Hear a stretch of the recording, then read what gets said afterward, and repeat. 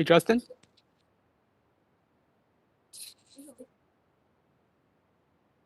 Yep, can you hear me? Yes. Okay, great. All right, it's working. You're going to Thanks. turn on your camera, right?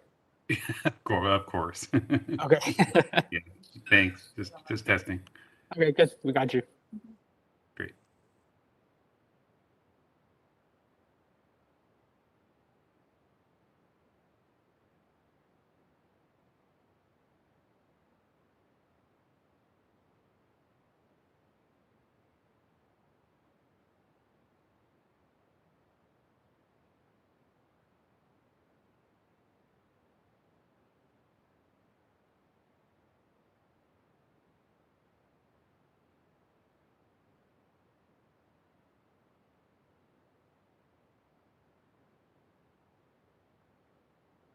Distinguished guests, ladies and gentlemen, our participants online, good morning. The conference, the IEMN Virtual Annual Meeting E-Waste Management and Trends Post-COVID-19 will start in 3 minutes. If you need the slides, please click on the link in WebEx chat room and you can download the slides. And please turn on the camera all time, and please remember to mute your microphone when you're not speaking. Thank you.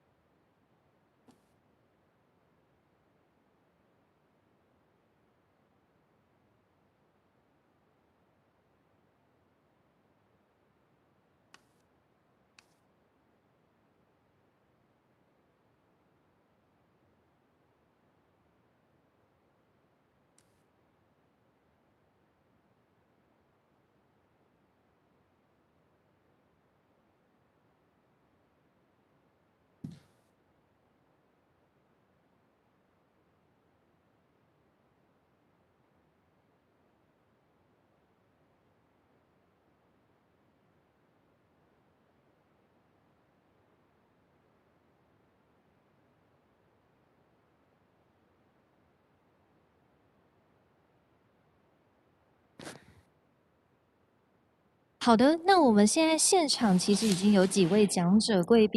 of the speakers and distinguished guests are already seated in this venue. So first of all, we would like to welcome Deputy Minister Shen Zhixiu of the EPA, and Mr. Xie Binghui, Counselor and Executive Director of Recycling Fund Management Board of the Environmental Protection Administration, as well as Director Wen Liqi for the Green Economy of Zhonghua Institution for Economic Research. And our event will begin shortly. Thank you for your cooperation.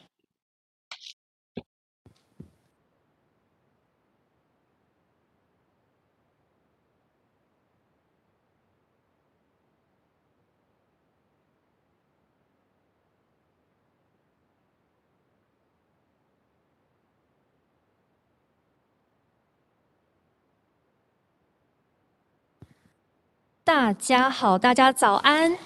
morning. Welcome to the IEMN 2.0, a new era of global e-waste management series event.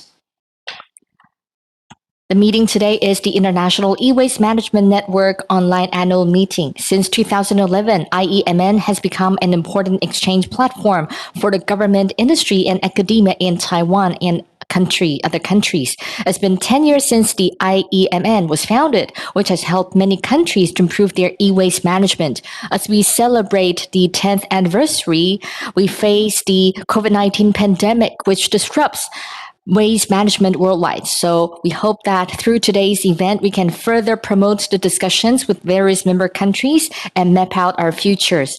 So first of all, we are deeply honored to invite Dr. Zhixiu Shen, Deputy Minister for the Environment Protection Agency, Administration of the ROC. We would like to welcome Mr. Deputy Minister Shen.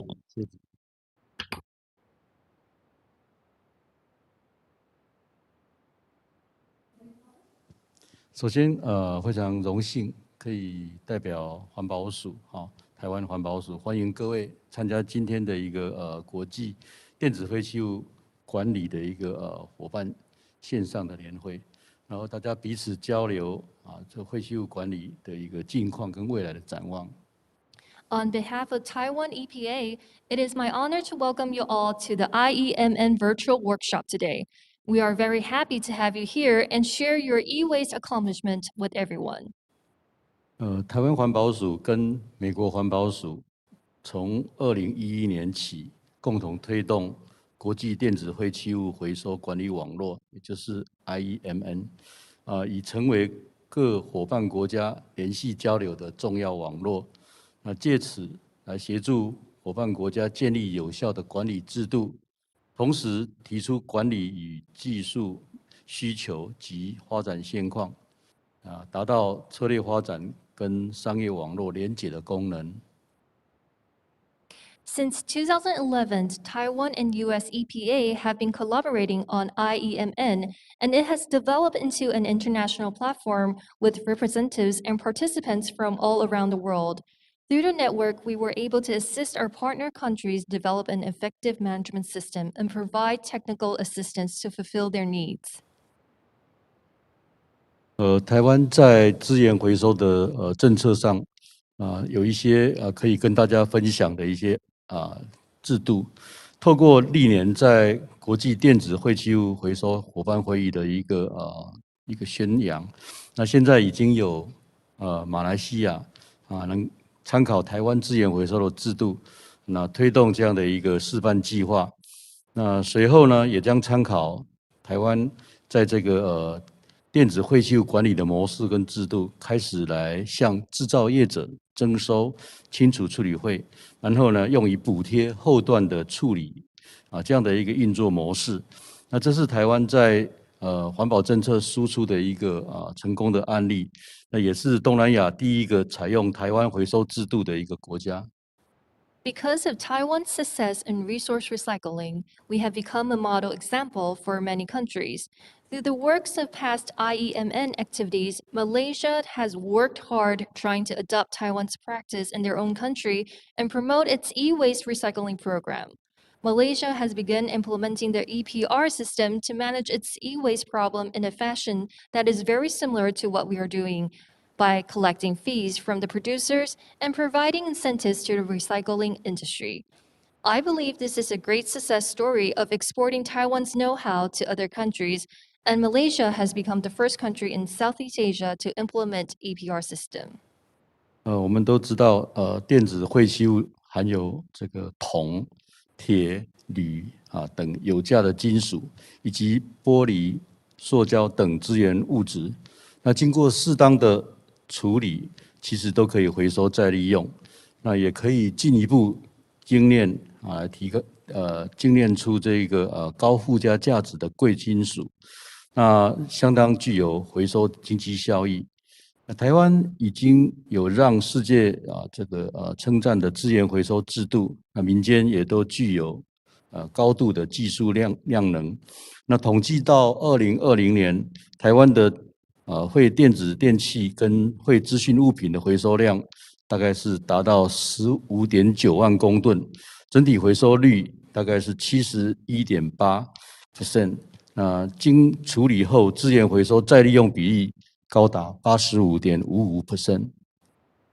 E-waste contains lots of valuable resources such as copper, steel, aluminum, glass, and plastic. Through appropriate recycling process, these discarded resources can be reused again and refined into higher value.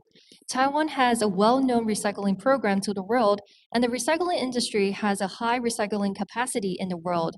As of 2020, Taiwan's e-waste recycled volume has reached 159,000 tons, with an overall recycling rate of 71% and reuse rate of 85% after processing.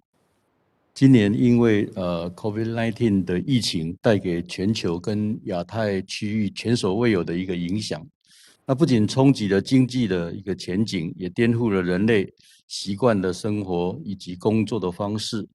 面对疫情的威胁，加速了新工作模式的推展，更多人利用云端资讯技术的一个优点，远距工作，也给传统上以实体会议或是人员交流为主的国际环保合作工作带来的挑战。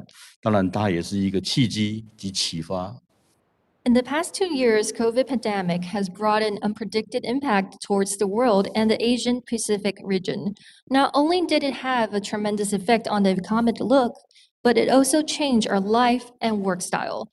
Amid COVID, we adopted a new work-from-home business model and utilized more online and cloud technologies. This new interactions has brought new challenges, opportunities, and start a new inspirations to environmental protection. 今天的会议是 IEMN 这个重要平台运作满10周年的第一次视讯的一个年会。那在全球受到 COVID-19 疫情影响的一个艰难时刻，意义特别的不同。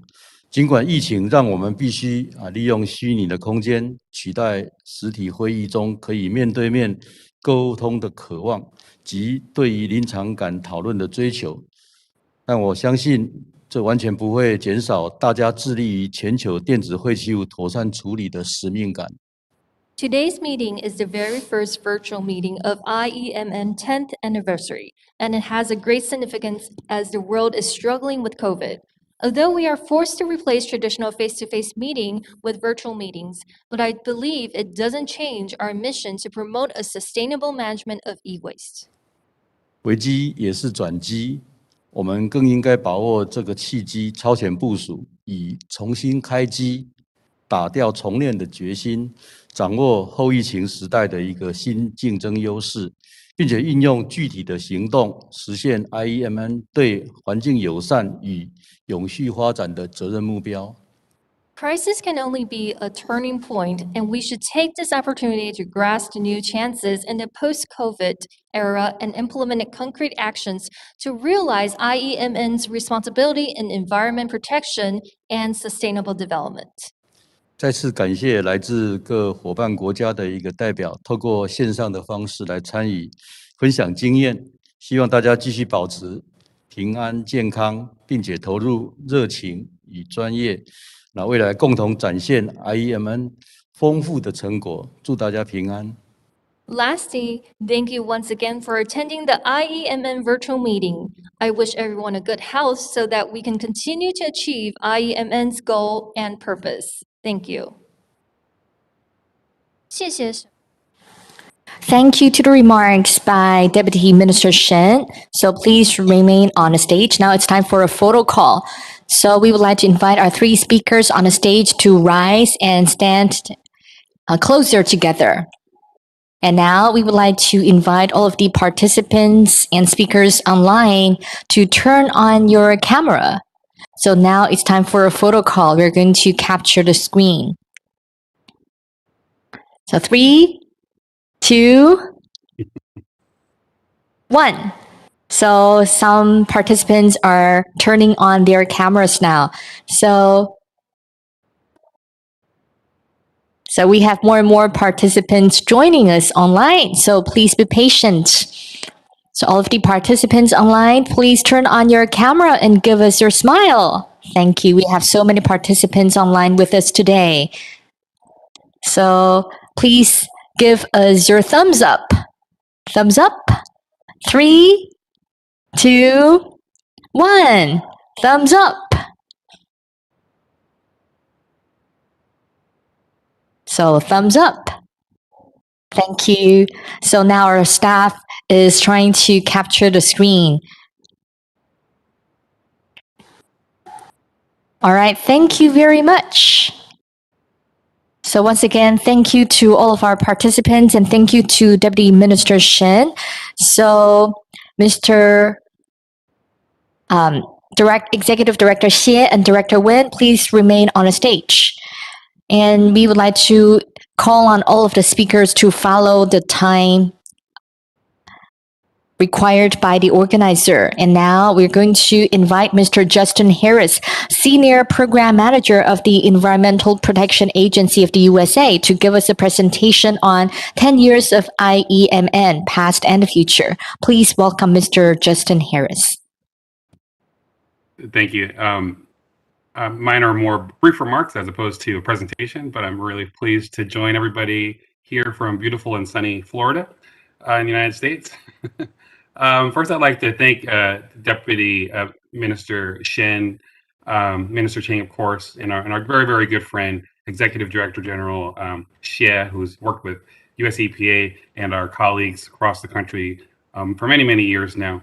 As many of you know, prior to returning to EPA Taiwan, Deputy Minister Shen was the director for Taoyuan County Environmental Protection Department and also the head of the Bureau of Environmental Inspection in central Taiwan. So over the years, Taoyuan and the Bureau of Environmental Inspection have been a tremendous partner of US EPA. So I want to acknowledge Deputy Minister Shen, as well as Minister Chang, who isn't part of our program today, but it's really been a tremendous partner of EPA. And on behalf of Administrator Regan, Assistant Administrator Jane Nishida, we'd like to thank the leadership team at EPA Taiwan for the leadership, for the partnership, and for the friendship for these many, many years. IEMN has been a partnership that's has really maintained its momentum over the course of the pandemic. I attended the very first IEMN meeting back in 2011 in Taipei, and the most recent one in person in Bangkok in 2019. I'm Chris Newman, who you'll hear from later, as well as Section Chief Lee and Hong Chuen at EPA Taiwan. We all sat together to explore how to partner with Siri, who's now our secretariat, back at the meeting in Bangkok. And so we're excited to have Garth and Corey at Siri as our implementing partner, and you'll be hearing from them later as well. And also I'd like to thank our EPAT team, our good friends at SEER, Dr. Lin and Justin Wong. They suggested at this meeting, I talk a little bit about the history of IEMN going back 10 years. So, and they also asked me to keep it short and sweet. So I'll try to do that. And so you all can get down to business. IEMN has been a really important part of our overarching international partnership framework of the International Environmental Partnership. And at the time when we started IEMN, we knew that there needed to be an initiative where experts like you could roll up their sleeves and get to work around the technical side, policy, and really build community at the international level in the e-waste space. In terms of the global e-waste landscape, we also knew that Taiwan was leading in many areas, home to some of the world's most robust recycling programs and also the highest recycling rates. So Taiwan, we knew, had a lot to share. And so IEMN was born to showcase leadership, but not just from Taiwan. EPA, US EPA, and EPA Taiwan, we all agreed that we have a lot to learn from others. So we're really thrilled and grateful to be part of this conversation today with Thailand, and the Philippines, and Vietnam, and Indonesia, and Australia, and other partners as well. At the very first IEMN meeting, before the actual workshop started, the international delegation actually visited a school up in Taoyuan County, or sorry, Taipei County, New Taipei City now. They went to GNN Elementary School. Why? Because of the kids. EPA Taiwan wanted to show us what Taiwan has to offer, and they wanted to show us how inspiring the next generation was. It was the kids. They talked about how they recycled. They talked about how they voted every morning before the air conditioning could be switched on. They talked about turning their lunch waste into soap, which they then sold in the community and earned money to do more projects at the school. They talked about educating their parents and their families and their communities. Really, all of us were moved to tears by what we saw there. And so that's really where IEMN was born. And the power of IEMN comes from the friendship we've all developed over the years, the partnership among environmental agencies, and the shared commitment to make the world cleaner, safer, and healthier for kids like the ones that we met in Sanxia. So ahead of COP26, where once again, the global community will hear Taiwan's voice through IEP and the new public-private partnership that's being developed between the United States and Taiwan under the leadership and support of Minister Chang and EPA Administrator Regan and our other colleagues in Taiwan. So it's really this context we want to talk about mapping the work for IEMN under the PPP. And I just wanted to map out three things. I want to thank Chris Newman first for helping prepare me for this part of the technical discussion, which is first, we're seeing many parts of the electronics industry making a shift to the circular economy, looking at how they can directly use and reuse what's in this generation of electronics, to be part of the next generation of products. So that's the first thing. Secondly, IEMN has had a strong focus on recycling and e-waste. And as we look at the landscape today, there's interest from many sides of discussion to take a wider look at how circular economy principles can be applied to the management of materials and electronics, reduce waste, and improve how they are managed through the life cycle. And finally, it's becoming clear that the linear product model of take, make, waste is becoming less acceptable, and that to better address the generation of management of electronic waste, we need to move to a more circular model. And of course, our colleagues at Taiwan are so prepared to lead the way in that conversation under the PPP. So we're really excited and really glad to be here. I want to thank everyone for joining. Thanks CPA Taiwan for inviting UNCPA to kick off today's work. You all have a lot of work to do, so I'll stop there and thank everybody for this opportunity, and I'll leave it to the experts to figure out all of that because there's plenty to do. So thanks again, and I'll stop there.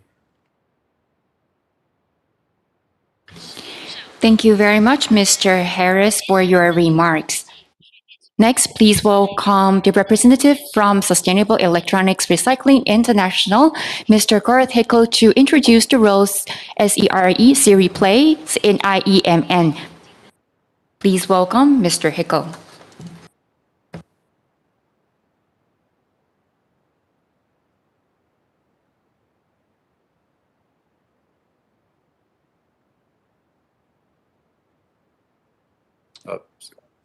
It's great to see you all this evening, and great to see some of the names and faces of some IEMN participants, past and present. Just really quickly, I've got a very short presentation, but I wanted to provide an overview of SERE and our role in serving as the Secretariat for IEMN.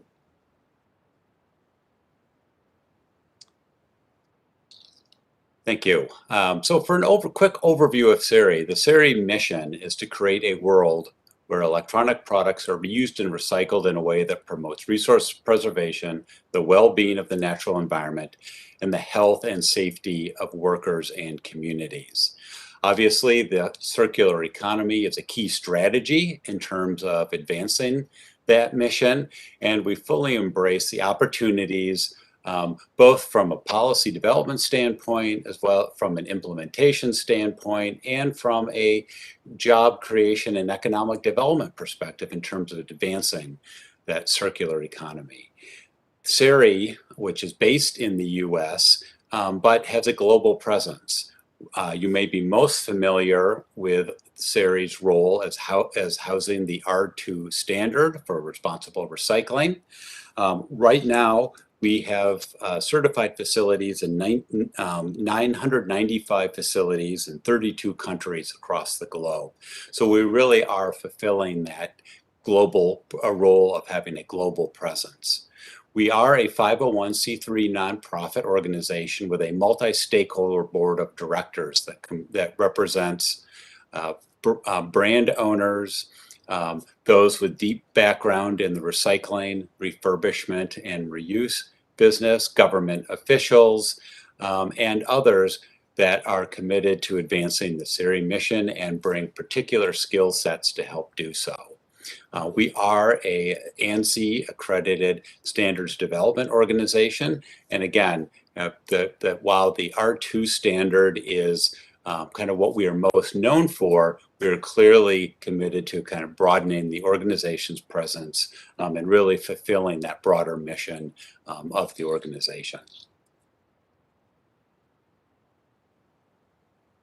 And this just gives you a sense of kind of how the SERE programs are aligned from, again, R2, the R2 Mentors program, which provides guidance to R2 facilities and really helping support that facility development and movement towards a circular economy, IEMN, and then lastly, the SERE Impact Fund. And you can see some of the specific program objectives to advance those goals. We also have kind of a list of SERE impacts from green jobs, public health, digital inclusion, sustainable planet, safe workplace, environmental health, and serving as a convener. And clearly those are all connected to the UN's Sustainable Development Goals, which we really view as a very important suite of guidance, directed activities, and steps that we should all be taking to support the movement towards a much broader sustainable society globally. Now, in terms of CERI and IEMN, as Justin referenced, we concluded an agreement between US EPA, EPAT, and CERI in 2020, whereby CERI will be serving as the Secretariat for IEMN and supporting IEMN activities, expanding the IEMN presence, and increasing the visibility of the network globally. And we really want to build on that global momentum for a circular economy and really place an emphasis on collaborative action. For myself personally, I've been involved with the IEMN since 2013, and I found it to be an invaluable source of information and ability to network with key leaders in promoting sustainable electronics management globally. So some of the specific activities that we have slated for the remainder of this year as well as 2022, we are hosting webinars on the status of waste electronics management around the globe. Obviously, we'll hear about all of the activity in the Asian region this evening or this morning. But we'll also have webinars now currently scheduled for Latin America, Africa, the Middle East, Oceania, and North America. And we really view this as kind of a keystone activity to be able to provide an opportunity for those regulators, government agencies, and other interested parties to be able to share information and experience with implementing policies to advance sustainable electronics management in their countries. We're really committed to recruiting additional participants to IEMN and in expanding the engagement globally beyond just those core countries that we've had participating to date. And we also certainly want to engage others beyond the government sector to be able to share their knowledge in advancing the IEMN mission. We're building a resource of information on national regulatory developments, networking opportunities, and demonstration projects. And so we will be continuing to flesh out those activities, and clearly those fall very neatly into the public-private partnership that Justin Harris referenced earlier. We are anticipating a resumption of in-person meetings in 2022. It's been a while since we've all been able to get together in person. And so hopefully, kind of with COVID moderating and so forth, that we will be able to move forward with those in-person meetings. And we're certainly planning and fully expecting to be able to do so. And here is my contact information. I'd really welcome any feedback, comments, or particularly for those countries that would like to be engaged in the network. Like I said, we're right now kind of transitioning to active engagement and building of the network, and really would look forward to hearing any feedback or opportunities that may arise as a result of this webinar this evening. Thank you.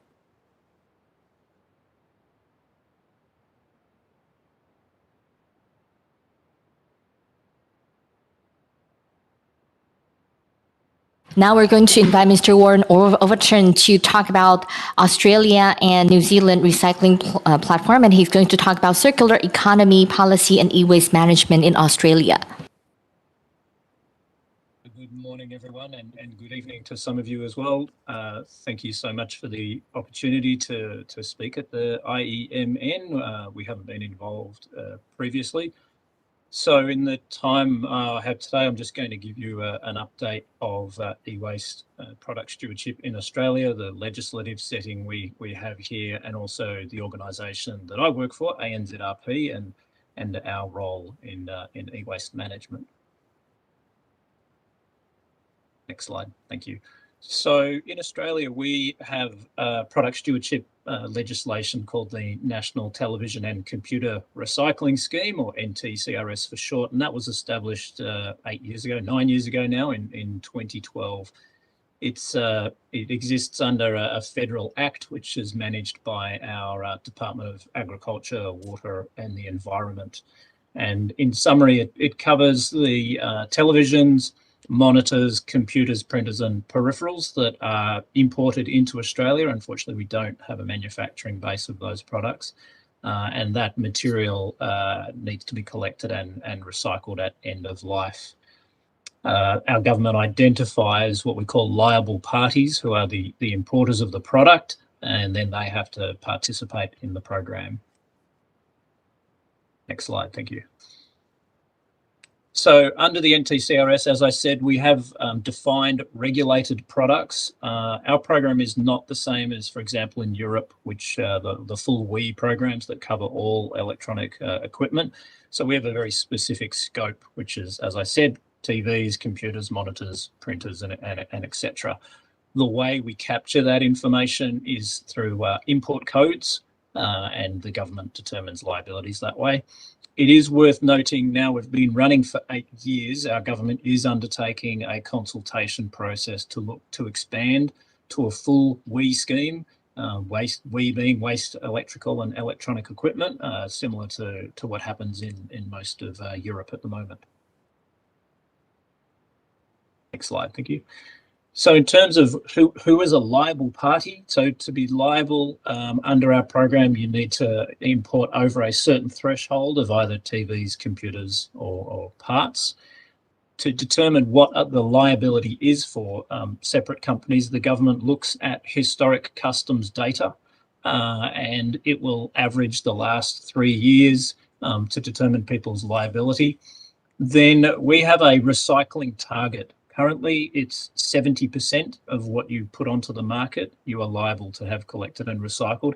And that is increasing every year by 2% until we reach a threshold of 80%. So another 5 years from now. To take into account losses from the system in assessing those targets, we do adjust those targets by a scaling factor, which reduces it by something in the order of 20 to 30%. So in reality of total material that is brought into market, where target at the moment is about 70% of 70%, so around about 50% of what is put on market. Those parties that are identified as liable parties, and they're informed by our government, they have to join an approved co-regulatory arrangement to acquit that liability, or they can face a civil penalty, a financial fine. The good news is, to date, the government really hasn't had to pursue any civil penalties, and companies are participating and doing what they need to do. Next slide, thank you. So the co-regulatory arrangements, what happens there is the government approves organisations to undertake the collection and recycling on behalf of the liable parties, and these organisations are called co-regulatory arrangements. We currently have 4 of these organisations in Australia, and the key things they have to do, first of all, is we need to provide what we call reasonable access. So we have to provide free and convenient collection sites all over Australia that householders and small business can access so that they can dispose of their equipment. That doesn't stop people from doing direct business-to-business collections, but we have to provide a minimum free collection service, which is quite unique in regards to product stewardship programs. From our scan of programs all around the world, not many organisations have that requirement. And for us, because Australia is a fairly large and somewhat sparsely populated, we need to put that in place to ensure that the whole community does have access. And those sites have to accept all in-scope material, irrespective of brand. We also have a recycling target. As I mentioned before, this year it's currently 70%. So we have to collect and recycle to meet that amount each year. And then the facilities that undertake the recycling, they have to be certified to our Australian e-waste management standard, which is called AS/NZS 5377, which is a bit of a mouthful, similar to the SERI R2 standard. But this is the Australian version. I should note many organisations, many recycling organisations in Australia are also certified to R2 because they operate in a global environment. A key part as well is we have to meet a material recovery target of at least 90%. So for everything that we collect, 90% of the output materials has to end up being recycled. And we also cannot use waste to energy as a mode of recycling. In Australia, waste to energy is not deemed to be recycling, so it actually has to be physically reused. So that's quite a challenging target. And then we have to report on a regular basis to the government on our performance against those targets. Next slide, please. So I'll tell you about ANZRP. So as I mentioned, there's 4 co-regulatory arrangements. ANZRP, we were formed at the very start of our program, the only co-reg that's been there right from the very start. We're actually a not-for-profit, so we were set up by the major brands. You can see some of our key members down below, their logos there. So being a not-for-profit, we have a board that is made up of independent directors, but also member directors. And because we have a board and many large reputable international brands, we have a very strong focus on standards, brand integrity and reputation. We want to make sure that everything is done appropriately and all standards are met and we meet the environmental goals that we're trying to achieve.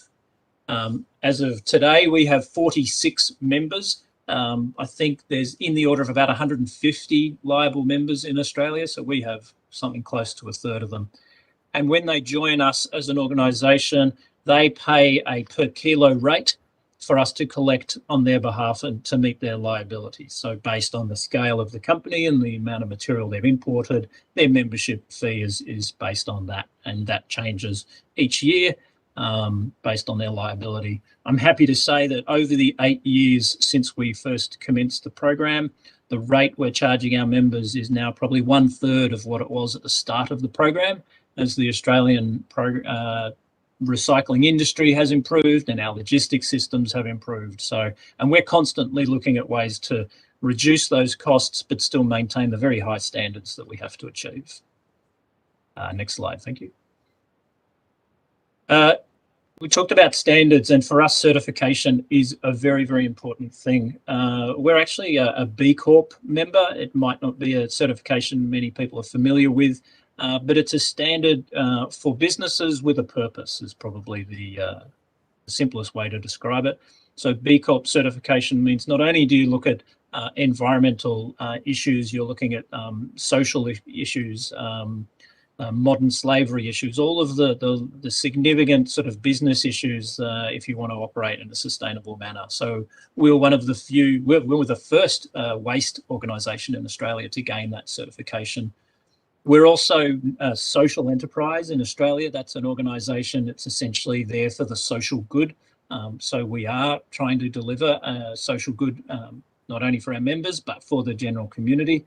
And then finally, we also hold many of the standard business certifications, the ISO standards. So 9001 quality, 14001 environment, 4801 safety. And they're very important parts of us ensuring that we're operating at the highest standard. And we put those requirements upon our service providers as well. Next slide, thank you. So I mentioned reasonable access, and I apologise for the rather busy slide, but this gives you an idea of the scale of collection all around Australia. So one of the key things we have to do is it's quite easy to collect in metropolitan environments. It's a lot harder in remote and regional parts of Australia. So we have partners with local Indigenous communities, retailers, schools quite often. We use a whole range of different methods to actually establish our permanent collections. And as much as it is expensive to service the very remote areas, that's a fundamental and important part of our program, is to ensure that all of Australia has reasonable access to be able to dispose of their e-waste in an appropriate manner. Next slide, please. In terms of recycling, our last completed year of annual report, we're just doing our annual report for last financial year, but so for 1920 we collected and recycled just over 20,000 tonnes. That is made up of a number of different areas. We have what we call permanent collection sites. They're the reasonable access sites, typically council or metropolitan waste transfer stations that also collect electronic waste for us. Through our various members, we collect with them from their warehouses, returns, or directly from their customers. We run a number of bespoke programs for them. Retail is a significant and growing area for us. We have a partnership with a retail chain called Officeworks, and they actually act as one of our major collection sites. So we have about 170 collection sites through Officeworks for people to dispose of their material. And then the other one is B2B or business to business, and also directly with our recyclers. So the recyclers themselves have collection systems in place. They often service municipal councils as well. So they work as a very important source to collect material for us. But on average, it's about 20,000 tonne a year for us. The whole NTCRS is around 60,000 tonne a year, to give you an idea of the collection amount. Next slide, thank you. So in terms of the material recovery rate that I spoke to you about, so our minimum is 90. The last complete year we achieved 93%, so we're quite pleased with that. The areas where we have losses are typically printed circuit boards. We don't have anyone who can process printed circuit boards in Australia at the moment. They do get exported overseas. I think a fair bit goes to Japan, and they'll go through a smelting process, which means that the fibre, the ceramic, the plastic in them, that will all get burnt off to recover the precious metals. And so because we don't recognise that as recycling, that's a reduction on our recovery rate. And another area that we are looking at is the flat screen glass out of televisions and monitors. Laminated glass, it's a bit more difficult to recycle.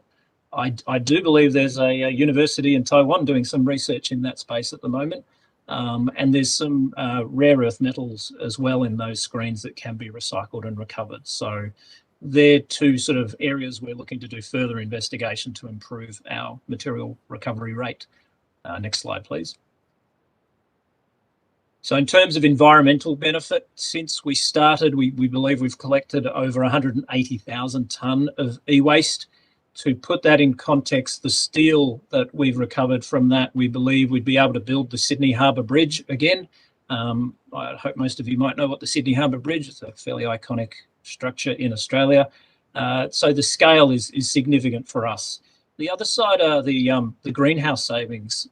Basically, for every tonne of e-waste that we recycle, so through avoided energy use for mining virgin materials and so on, you save about a tonne of carbon dioxide. So we can get some significant greenhouse savings as well from recycling e-waste, aside from all the other resource benefits and other environmental benefits. Next slide, thank you.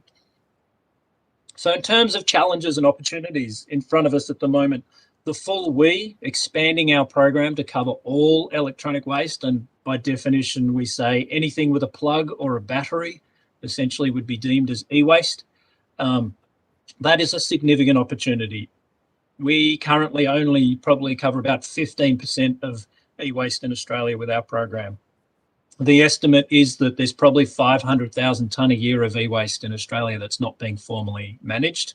White goods do get processed in scrap metal, but a lot of the small household appliances, they do tend to end up in landfill. So our federal government is looking at that. We see it as a great opportunity because once you get scale, you get further investment, and then we can invest in new technology and achieve better outcomes. Compliance is an issue, and I believe it's an issue for nearly all product stewardship programs worldwide from what I've seen. The recycling industry is quite variable as to the standards that it can apply. So we spend a lot of time and effort ensuring due compliance of our recyclers. For example, we run a program, we put GPS trackers inside material and drop it off at collection points and track the material to make sure it does get recycled appropriately and doesn't get sent somewhere else where it shouldn't be. So we're spending a lot of time and effort on that. The downstream side is also very important, and this links to the last point around circularity.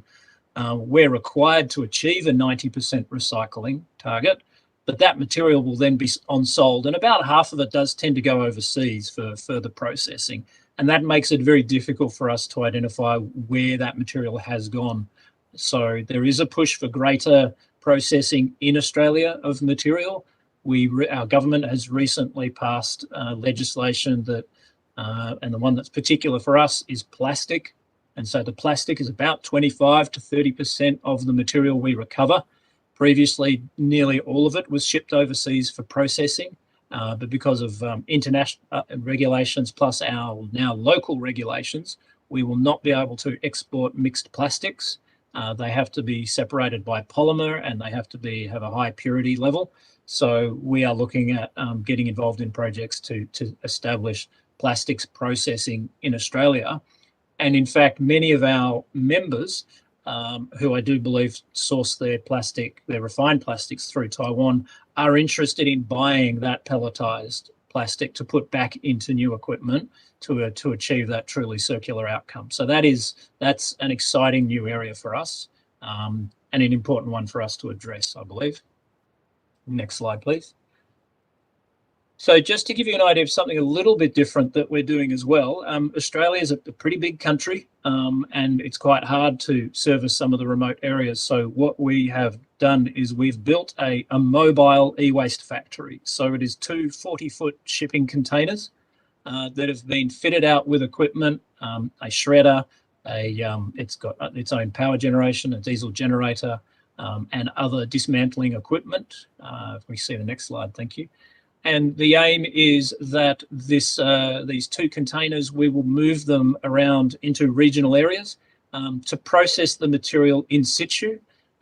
E-waste has a lot of air in it, so if you're moving e-waste around, it's quite expensive. But if we can process the material closer to the source, we can reduce it down by scale, and we can potentially get some local reuse of some of the material as well. So that's been up and running for about 6 months. It's in its pilot phase at a metropolitan council in Melbourne, and then we plan to deploy it and move it out into other regional areas. And that's in the state of Victoria, down the south of Australia, but we have other states who are also interested in us developing something like that. So as an organisation, ANZRP, as much as we are meeting the needs of our members and their liabilities, we are trying to be far more inventive and look at where else can we actually do things in the market. So, for example, the mobile factory, maybe doing some work in plastics recycling as well, and seeing how we can facilitate a better outcome there. And that is my last slide. I haven't put contact details on there, but I'm very happy for the conference organisers to share my email if people have other questions they'd like to ask of me. So thank you very much for the opportunity to speak. Thank you, Mr. Warren Overton, for your sharing. Our next speaker is Mr. Chris Newman, expert at the Environmental Protection Agency in the U.S. He's going to share with us the COVID-19 and e-waste management status in the U.S. Please welcome Mr. Chris Newman. Okay, thank you. And you can just confirm that you can hear me okay? Yes, that's fine. Okay, thank you. I'd like to thank all of our hosts for bringing us together today. It's been a long time since we've all been together. And even though it's virtually, it's great to see all of you again. So many great faces in that photo. I can't wait to see it. Next slide, please. Just a quick outline of what I'll be covering today. The latest e-waste status, talk a little bit about legislation and regulation, some e-waste updates that we've had here in the US happen, and looking forward. So next slide, please.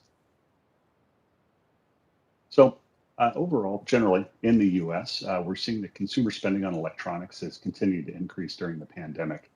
But so far in 2021, the overall number of units that have been sold is down about 1%. The most recent year that we have e-waste recycling data for at the Environmental Protection Agency is 2018. And in this chart, we can see that recycling peaked, and this is on a weight basis. In 2015, it dropped a little bit and then leveled off some. This could be attributed to the lighter weights of electronics being sold and recycled today. While many of the heavy cathode ray tubes are still part of our recycling stream, we seem to be past the peak of return for CRTs for recycling. And we're seeing less weight come in, and also people talking about changing their programs, which I'll get into in a little bit. In the US, our recycling laws are made at the state level, and not all states have them. Recent state to enact legislation did this about 10 years ago in 2011. This doesn't mean there's no electronics recycling going on in these states that don't have laws. There's still plenty of opportunities for citizens to drop off electronics for recycling or even mail-back programs. Mail-back programs, and manufacturers still offer take-back programs there without having any particular legislative mandate. They're just not compelled by law like they are in other states. Many of the states without legislation have electronics recycling industries as well that might be collecting material from other states with electronics recycling programs. So it's a very varied landscape. Some states have some similarities, but many states are also going a different route. So quite a bit of difference and variety to take a look at. Next slide, please. So there's no specific federal legislation on e-waste in the United States at this time. There have been some proposals over the years. The Resource Conservation and Recovery Act of 1976 is the basis for solid waste management in the US, and it classifies wastes that are specifically listed in regulation as being a hazardous waste or not, based on the characteristic of the waste, as well as who the generator of the waste was. For example, if it came from a household, households are treated differently than, say, a commercial entity that generates over 100 kilograms of hazardous waste per month. Some types of wastes, usually older e-waste, has been a characteristic waste because it leaches lead over a regulatory threshold from the device's components. And this is often from the solder or the cathode ray tube. The basis of regulation applies in all states, the federal regulation that is. So if the e-waste is tested and shows the level of lead exceeding the toxicity criteria for lead, and it was from a commercial entity that exceeded a certain amount of monthly hazardous waste generation, then it would be regulated as a hazardous waste if it was disposed of. It could also be recycled with a lower regulatory burden. When states have their own laws on electronic waste, they can make them more stringent than the federal law. So they will often have list what devices are required to be recycled, even if they don't qualify as hazardous waste because they're a characteristic waste or are from a conditionally exempt generator class. As one example, we'll see home DVD players or Blu-ray players from households being required to be recycled to help move that material into recycling, keep it out of the trash, and states will even have landfill disposal bans as well to promote recycling. Next slide, please.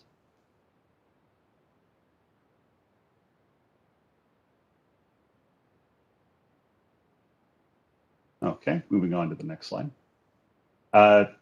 25 of our 50 states have e-waste legislation.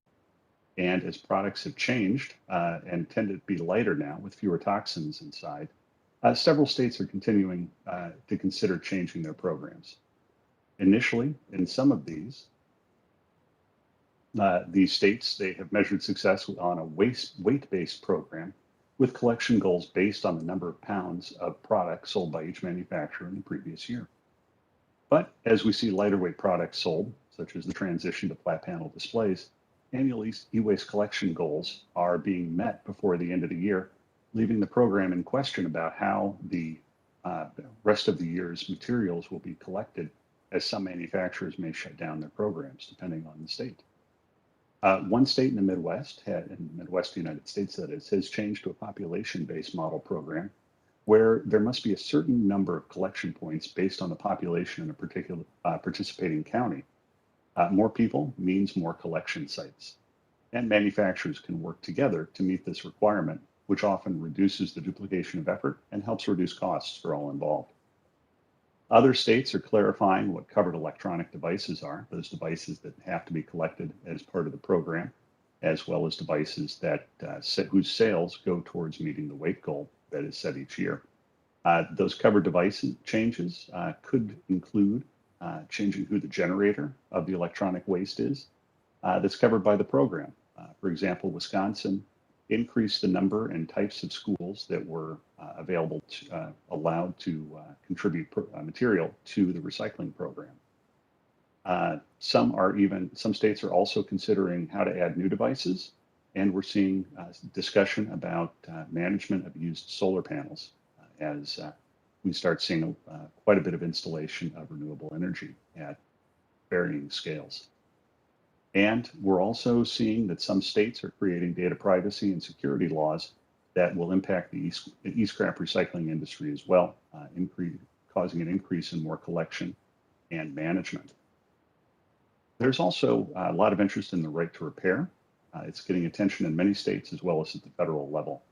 The right to repair will give owners of products more access to information on how to repair products that they own and access to repair parts. This is a conversation that's becoming broader than just electronics, even getting into agricultural and the automotive sectors. The U.S. Federal Trade Commission has released a report on the right to repair, and some states have enacted legislation. There's quite a bit of interest in this at this point as we look to try to increase and extend the life of many of our electronics products. Next, there we go. Earlier this year, talking about e-waste recycling status and trends, earlier this year, the Basel Convention restrictions on the transboundary movement of plastic waste went into effect. And the lead up, in the lead up to this, there were many questions about how that would impact the flow of plastics in the United States. Many of the markets for these plastics have been international in the past few years, and our recyclers have relied on them. But so far, we haven't seen any backups or are hearing from recyclers that they're having major issues finding destinations for their materials. Some recyclers have added additional equipment for plastic sorting and processing inside their facilities to help increase the marketability of those recovered plastics and meet the requirements of the export regulations worldwide. We've also seen a bilateral agreement between the US and Canada that allows US generated plastics to be shipped to Canada, where they have a very large plastics recycling industry. There have also been many challenges during COVID, although when I started talking to our states, what came back wasn't what I had expected to hear originally. Many collection sites and recyclers were affected by the emergency closure orders that were put in place in many states early in the pandemic.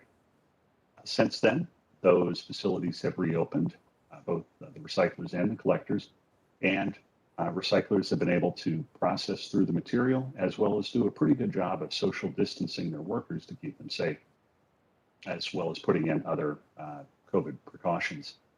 We've seen secondary issues come up though. The availability and cost of trucking to both move materials in and out of the recyclers become a big issue. And just being able to get the trucks to move things was something that was not expected, as there's a lot of competition for a lot of industries to move these materials in a way that wasn't anticipated because of the very sudden spike in demand that was outside of regular contracts. And some facilities are having trouble finding workers because of a very tight job market. So we'll see how that plays out for our recyclers as well.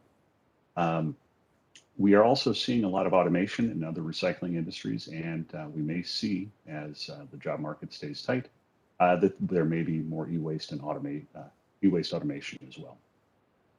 The states have also had to adapt their regulatory inspections because of COVID. They're spending less time on site doing inspections of recyclers that are part of their e-waste and extended producer responsibility programs. And they're reviewing site paperwork remotely, doing it over the phone and online instead of being in the room with the people that run the facility. Then after that work is done, they'll do a shorter in-person visit or make other adjustments so that they complete the visit possibly online through some of the online video services. We're still continuing to see cathode ray tube glass being exported to ceramic tile manufacturers to take advantage of the lead oxide that's used as a tile glazing. So that's a positive market right there.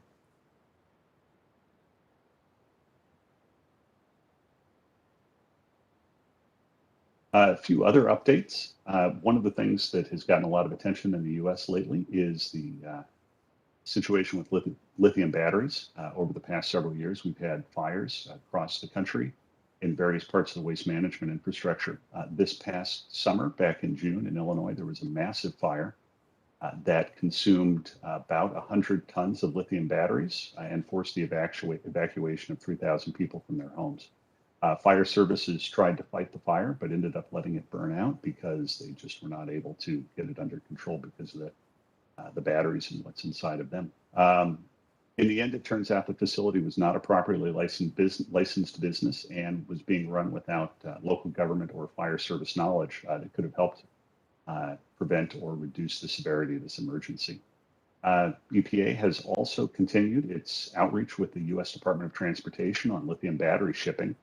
We had a webinar back in April that covers the rules for U.S. shippers. And I believe these links are active in your handout, so you can find out more information on that. The industry's been very interested in that as we're starting to see lithium batteries in different places.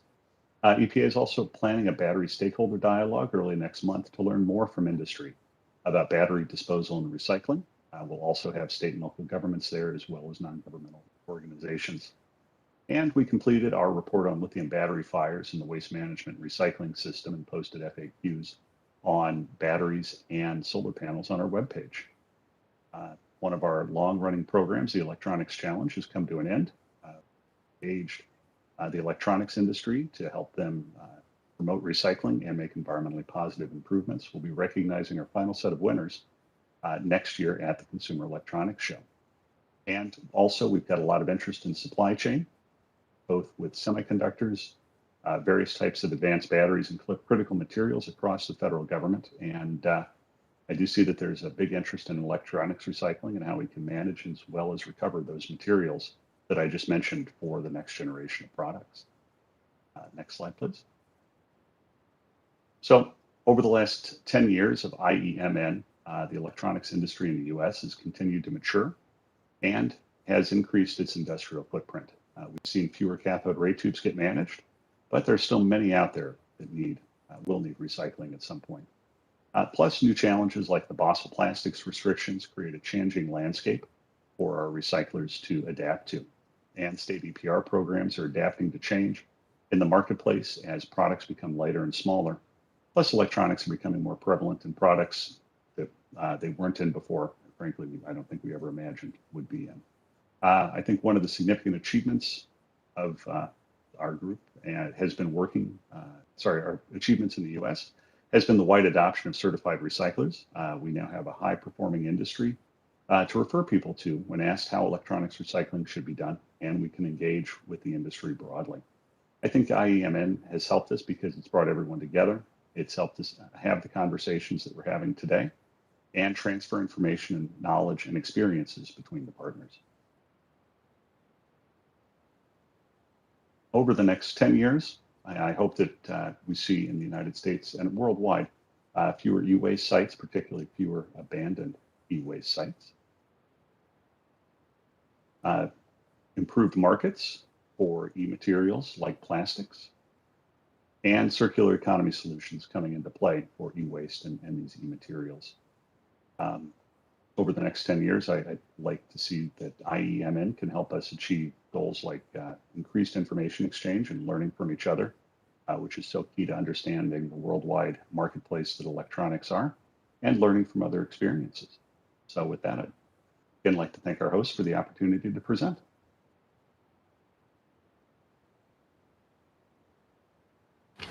Thank you, Chris, for sharing with us the updates about the United States regarding e-waste. And our next speaker is Dr. Apaporn Siriporn Prasan, environmentalist, pollution control department of the Ministry of Natural Resources and Environment, Thailand. She's going to talk about Thailand, COVID-19, and e-waste management status. Please welcome our speaker.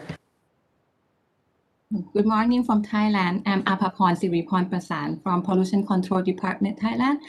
And today I talk about the country update on e-waste management in Thailand. Next slide, please. My presentation will cover 4 topics.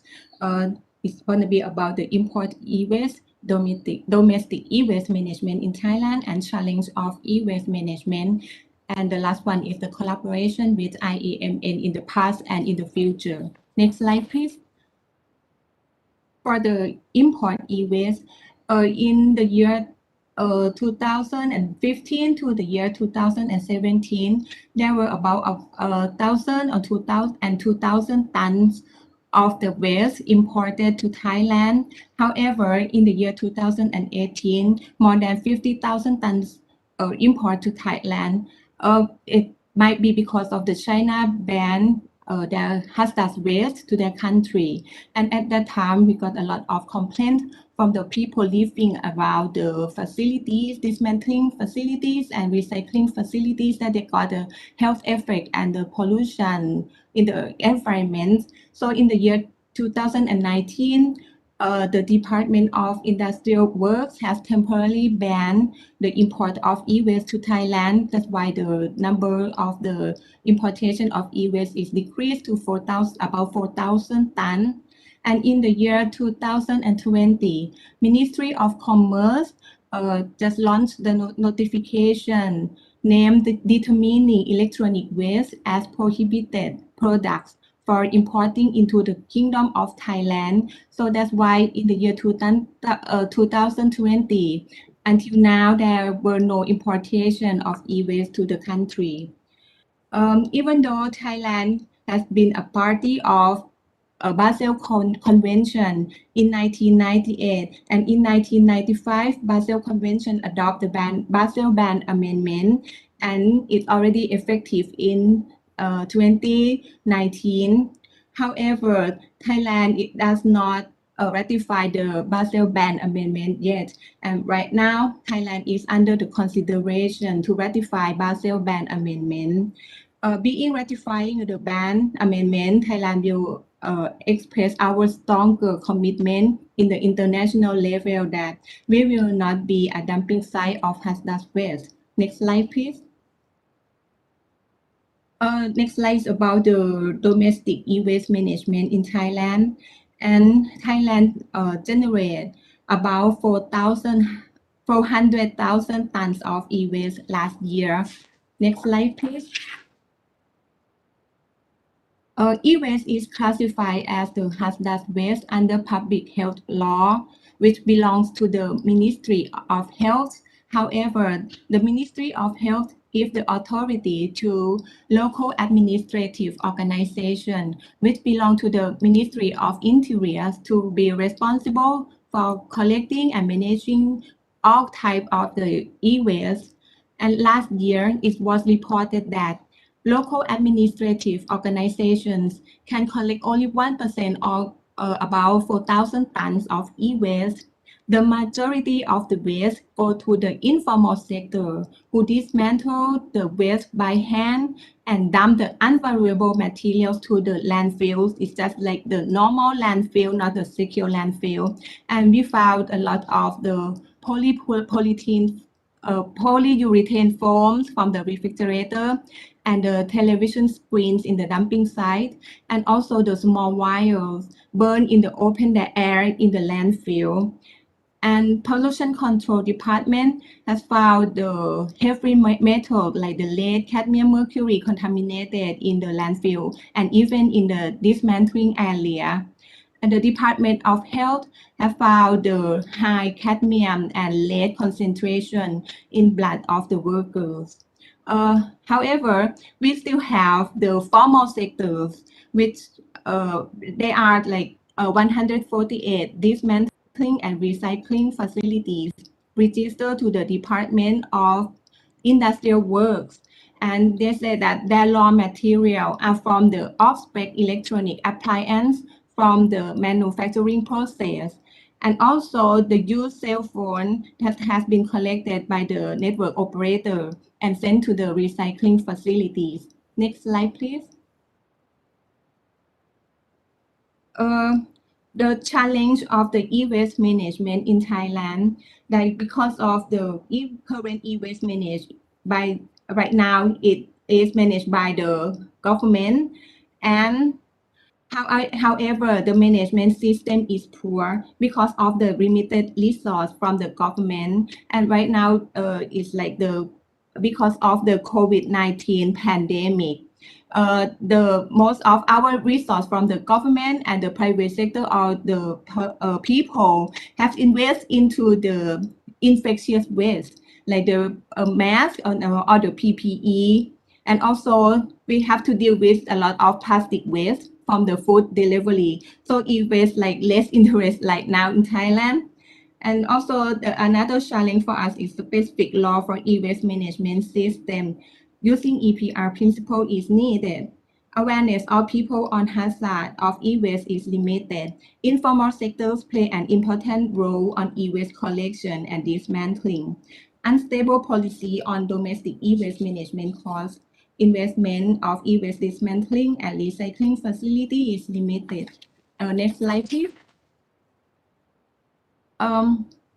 For collaboration with IEMN for the last 10 years, I'd like to take this moment to thanks for the IEMN to give the opportunity for the environmental officials to exchange our information and best practice on e-waste management, and also then an understanding on e-waste management system, the information and knowledge on dismantling and recycling technology, and lesson learned on e-waste management of IEMN member countries. Next slide, please.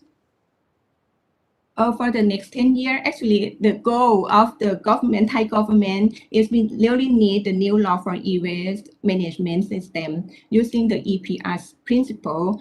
And right now it's ongoing process. The Pollution Control Department has been assigned from the cabinet to propose a new law by next year. And what in the draft is like the model just very much like in the Taiwan EPA model by collecting fee from the producer and the importers. And then we're gonna give the financial support to the dismantling facilities. And if we have the new law and we really need how to change from the informal sectors to the formal sectors, and the knowledge transfer on e-waste collecting and management system, and also e-waste dismantling and recycling technology will be very useful for us. Thank you. That's all for Thailand.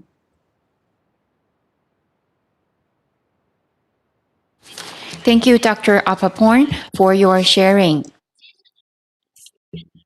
And next speaker is Mr. Tata Vu, officer at the Waste Management Department, Vietnam Environment Administration. He's going to share with us Vietnam's practice in under COVID-19. Please welcome Mr. Tata Vu.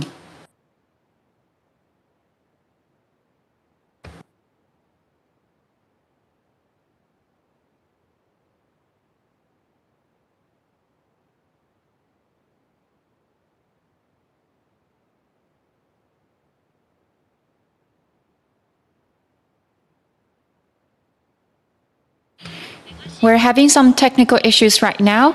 That's okay. We are going to take a break first. Now it's about 10:10 and we're going to take a break. Please be back by 10:20. Thank you.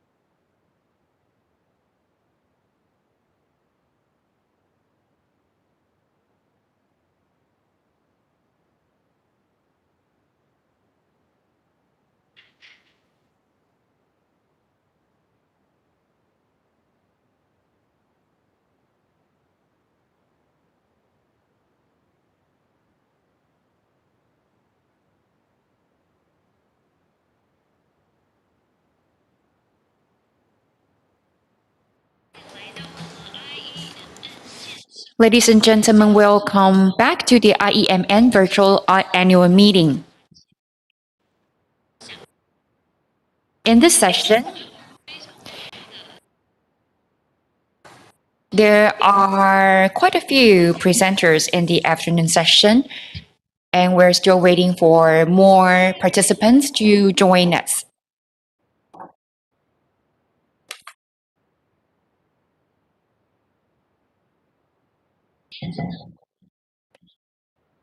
And our next speaker is Mr. Gary Geronimo Sanos, Chief of Hazardous Waste Management Section at Environmental Management Bureau, Department of Environment and Natural Resources. He's going to share with us Philippines situation. Please welcome our speaker, Mr. Jerry Geronimo Sanos.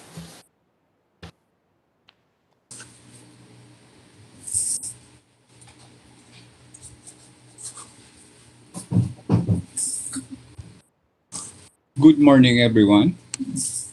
Can you hear me?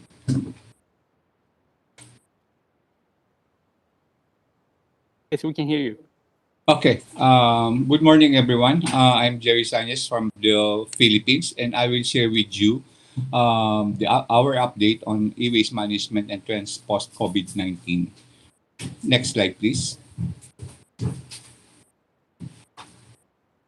Okay, the outline of my presentation will be, I will share with you the e-waste statistics, the current legislations and regulations, and e-waste legislation and regulation proposed. Then the e-waste recycling status and trend. We have other updates, and then what is the 10 years of IEMN and the next 10 years and beyond, where Philippines is a member of the IEMN. Okay. You're good. Next slide, please. So with regard to e-waste statistics, next slide. We have this as of August 2021. The number of registered generators of waste electrical and electronic equipment totaling to 7,258. While the total we generated in metric tons is 25,802.27. With regard to the transport of we have a registered transporters totaling to 119, and the treatment, storage, and disposal facilities for we is about 81 total registered. That means this registration are the one complying with our regulation. Next slide, please. So what are our current e-waste legislation or regulation? Next slide. So we are the Environmental Management Bureau. We are DNR, and we formulate, implement, and enforce environmental policies, rules, and regulation. And we are the one advising the DNR secretary or minister on matters relating to environmental management. We likewise issue permits and clearances under different environmental laws and monitor compliance to the said laws. And we act as the focal point or authority to the various multilateral environmental agreements or conventions such as Stockholm, Rotterdam, Basel, SICEM, among others, that will include Minamata Convention right now. Next slide, please. Okay, these are our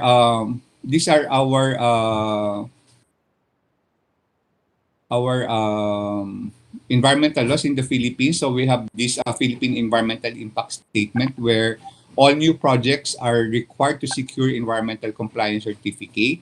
Now, we have this Republic Act 6969 or the Toxic Substances and Hazardous and Nuclear Waste Control Act of 1990. And this is where our activities in relation to IEMN falls into. And we have also the Philippine Clean Air Act, the Ecological Solid Waste Management Act, the Philippine Clean Water Act, and the newest one was our Environmental Awareness and Education, where all the environmental awareness is integrated into the Philippine curriculum, Philippine academic curriculum. Next slide, please. So Republic Act, I think I have Justine. Is that the same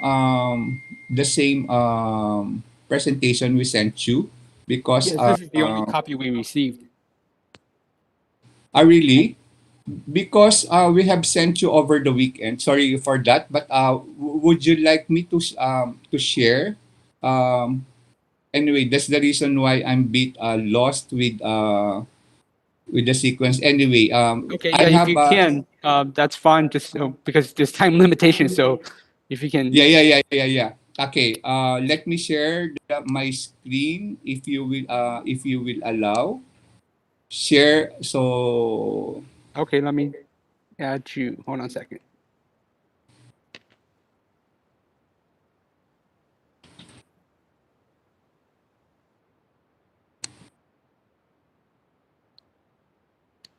Okay, now you're the host. You have to control. so share. Ah, that's the.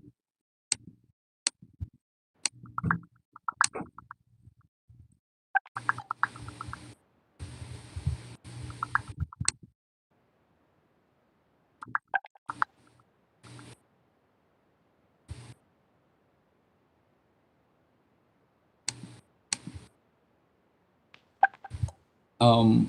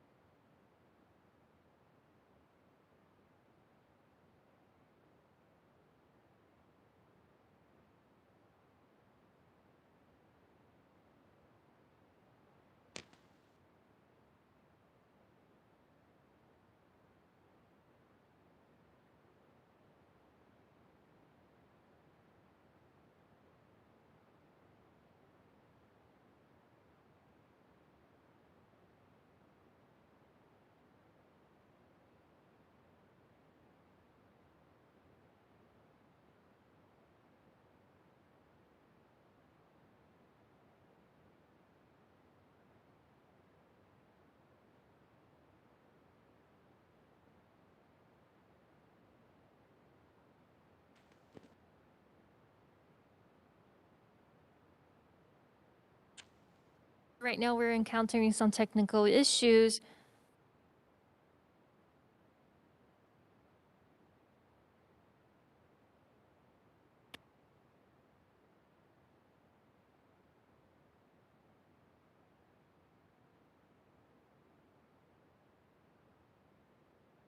Okay, yes, we see you. Jerry, can you say something? Is your microphone opened? I think you mute your microphone. Can you unmute it?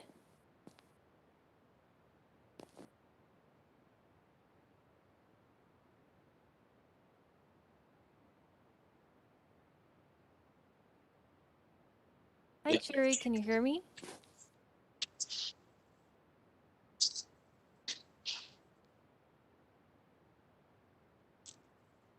Hey, Okay, Ahmed, yeah, okay. Thank you very much. can we move your presentation up ahead, and then we'll let Jerry work on his PowerPoints for a second. Okay, Okay. Okay. Let me prepare your presentation.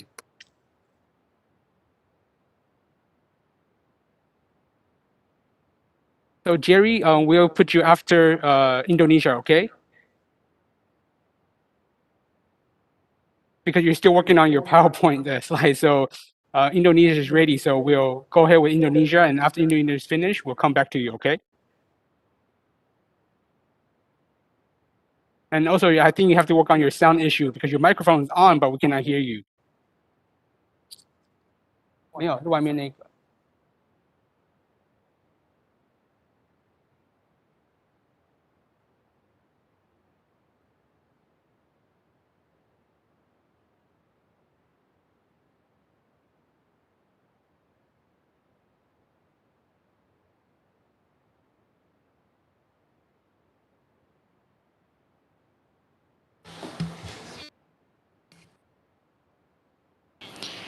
Since our Philippines speaker has some issues with the PowerPoint slides, we will proceed to our next presentation first. Our next speaker is Mr. Ekman Gonawan, Director of Verification of Hazardous and Toxic Waste and Non-Hazardous and Toxic Waste Management, Ministry of Environment and Forestry from Indonesia. Please welcome our next speaker.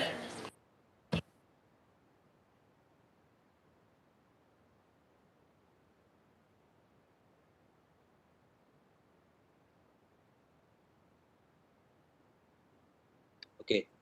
Can you hear me?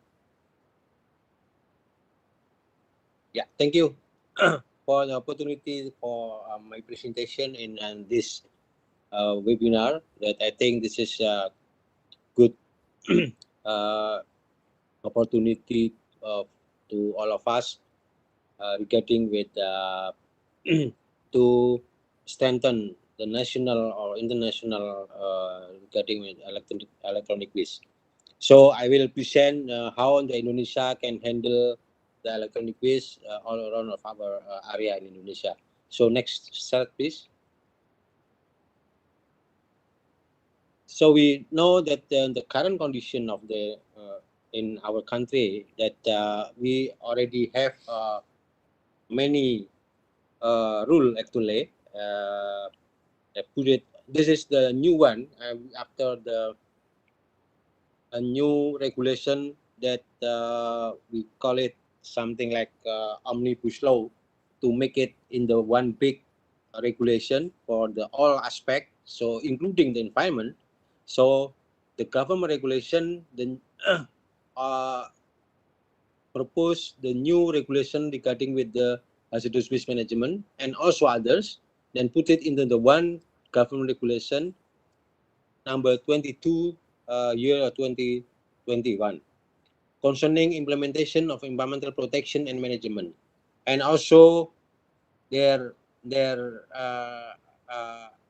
in that regulation we put many annex mentioning regarding with the what kind of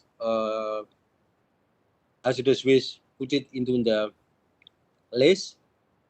So after that we talk or we make a rule, we make a policy how that's a list, how waste in that list can be reduction and can be reduced, can be utilized, or maybe can be landfilled. So based on also ratification of our Basel Convention, that this is also included in our national regulation, and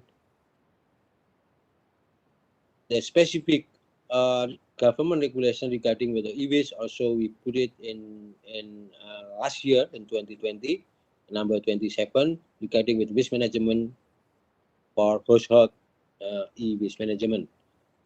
Next, please.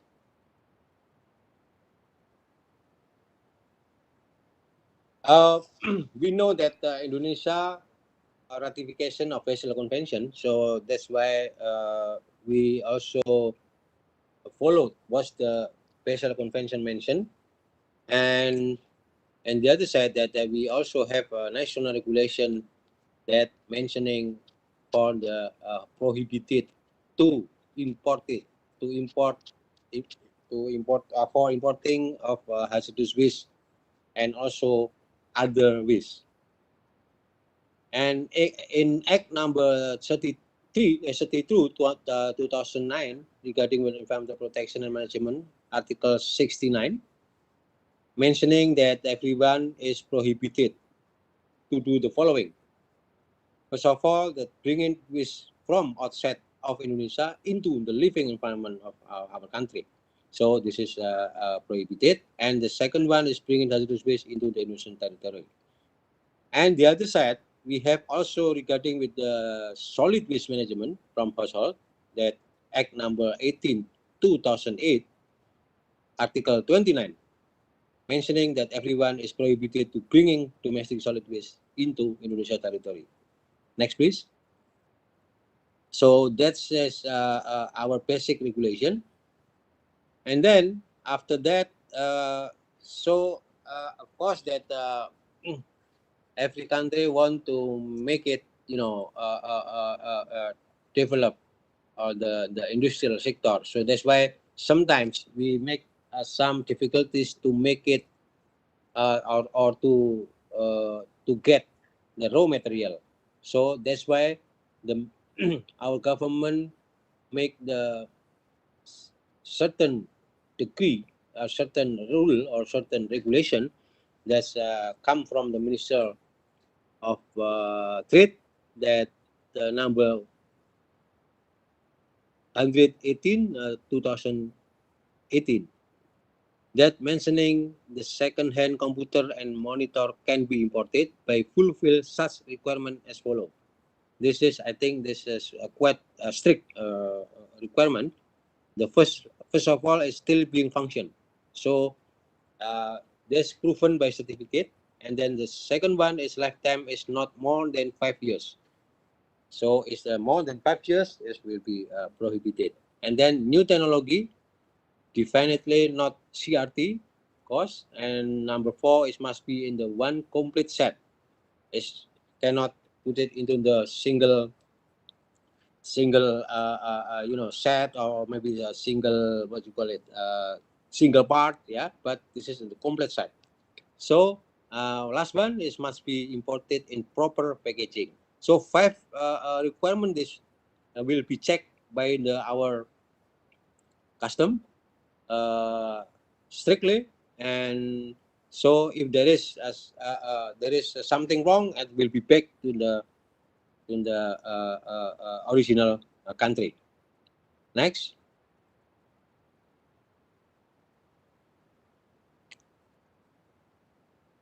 This is amount of exportation in 2020 and 2021 in ton, yeah.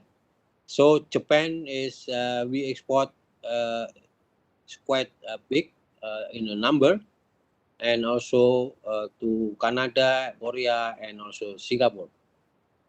This is data from the our database. Next slide, please. Yeah, I will explain this a little bit, because this is very important for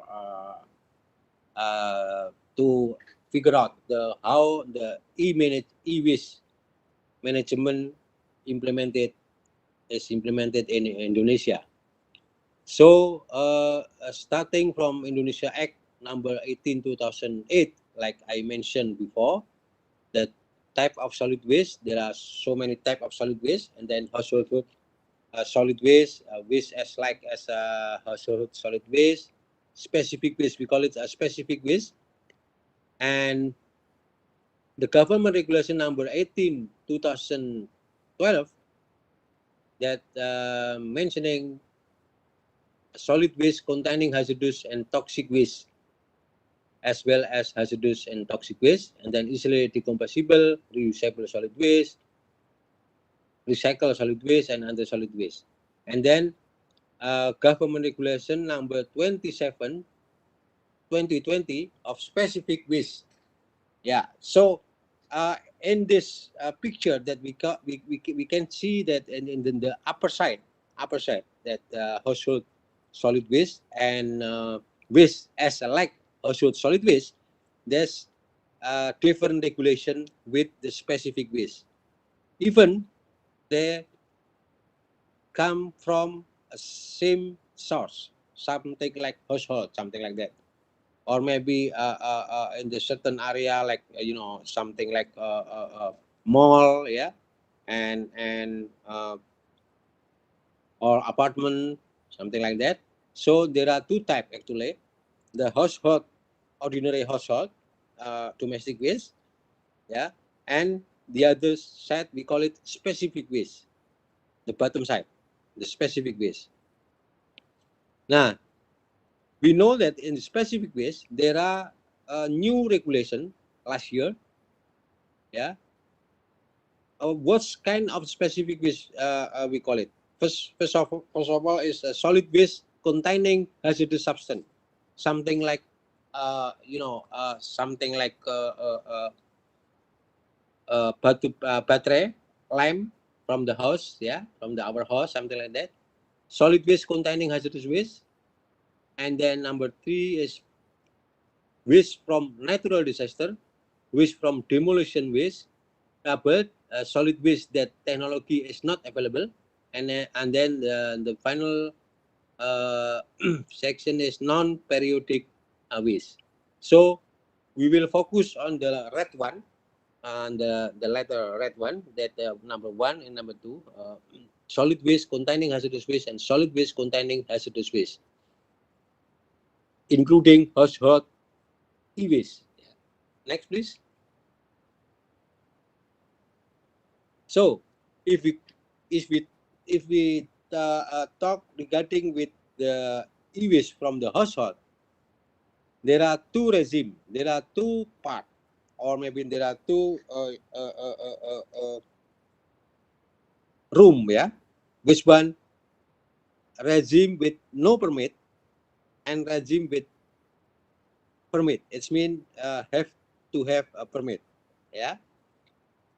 From the left side, the no permit regime, it means segregation from the house, from the household. It means ourselves, from my house, from our house. I make it split it. Which one is the specific waste? Which one is the ordinary waste? Something like that. And then Minister of Environment, Forestry Regulation of Specific Waste number 27 mentioned that a government, local government have to facilitate for make availability of dropping point. Dropping point facility should prepared by a local government, so people can bring it to the dropping point. And then we also have a guideline, from segregation from the household, and also dropping point itself. We make it a complete guideline, and then we give it to the local government. We give the advice to them to build it, and then after that, from the dropping point, this is start to come to the regime permit, to the permit regime. So if we transport from the dropping point to the other side, something like for to utilize or to treat this waste, so we have to have a permit, starting from the transportation and then also for utilization. All have to have a permit. And then so which one the central authority will play role in this? So the permit actually this is authority of the central government. And then so that's why the local government right now still prepare for the dropping point, because this is the new regulation, just one years. So now strongly they will have to prepare this dropping point. And the other side, I will also mention in this opportunity that our government also declare that October 14 as a national e-waste day, something like that. The same with the international e-waste day. So we now prepare for everything that we will make it. This is show the public, with the certain some webinar, some seminar, and then also even some demonstration, little bit some what kind of the activities will be handled in this e-waste management. Next slide, please.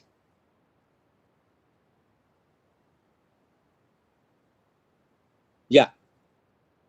This is again that to figure out how our national government handling e-waste management from household.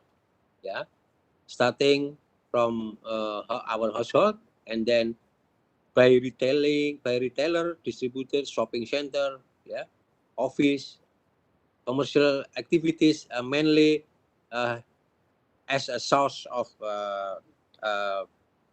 household e-waste, yeah, and then transport to the, we call it dropping point, yeah. There is no permit in here, but after from dropping point to the third party, something like recycling center, e-waste exportation or something, have to have permit.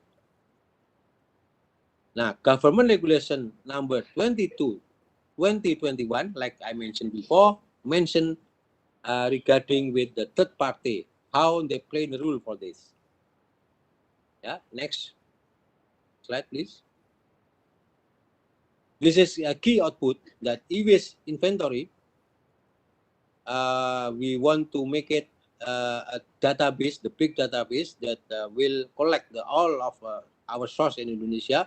So we know the quantity or even the type of the e-waste and projection, the something like what's the next 5 years, something like that. And then existing management and constraint, what's our constraint right now. So this is very important to make a new policy regarding with the e-waste management. And also key principle in here that the central and local government cooperation. This is a very, very important because you know that we have almost 400 city, I think, in Indonesia, so and quite big enough. So that's why the cooperation within local government and central government is very important. And of course, there are strategic action plan, the rule and responsibility, and also awareness, monitoring, something like that. So how about our next slide, please? So how about our challenge?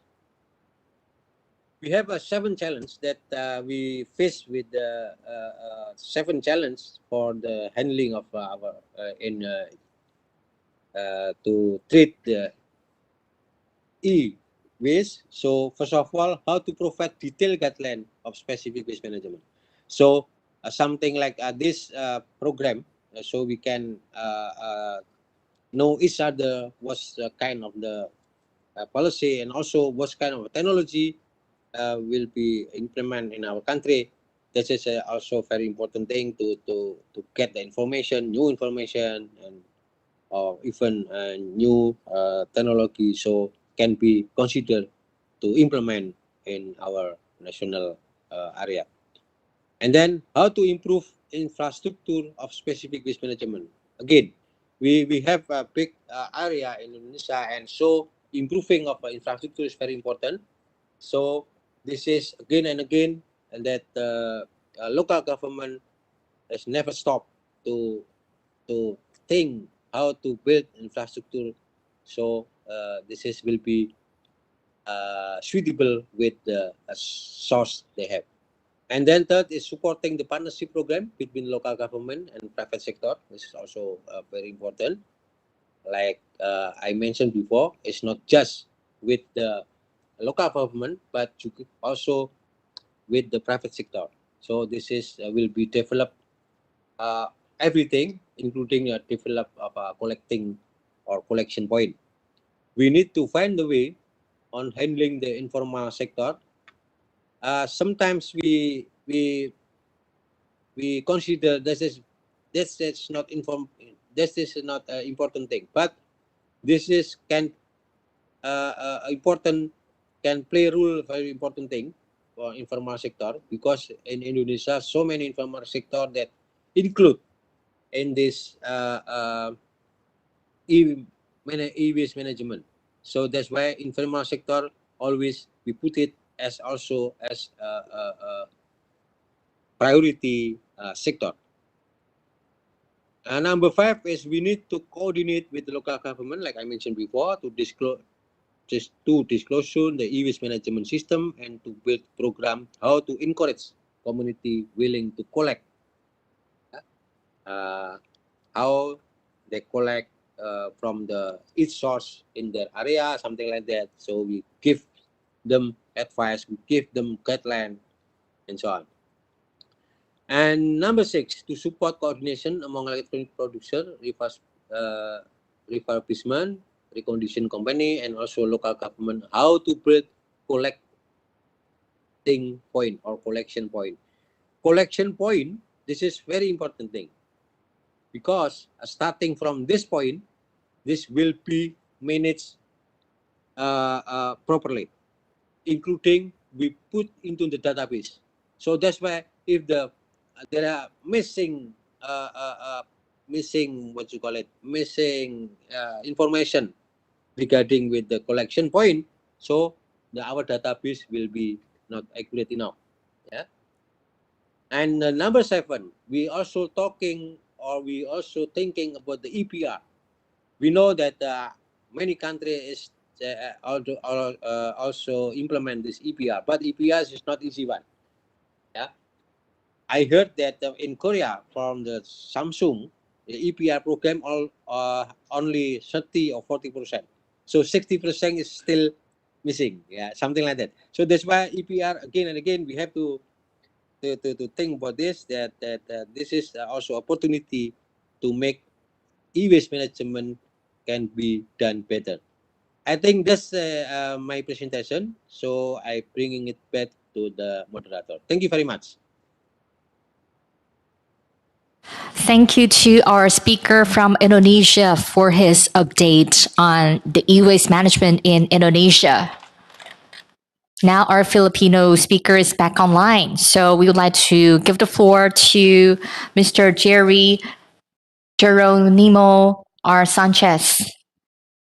Please.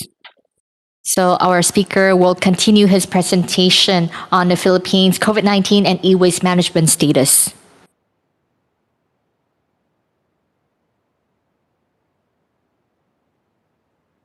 Anyway, I'm back. So my sincerest apologies earlier.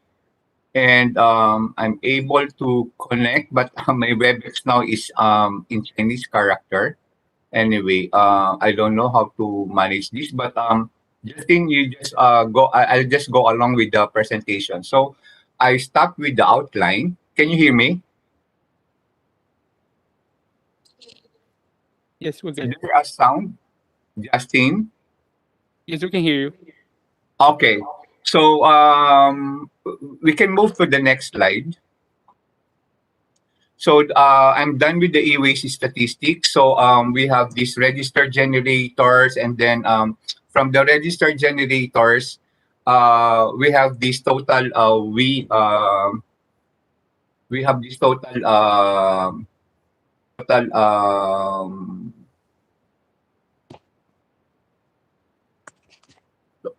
generation. So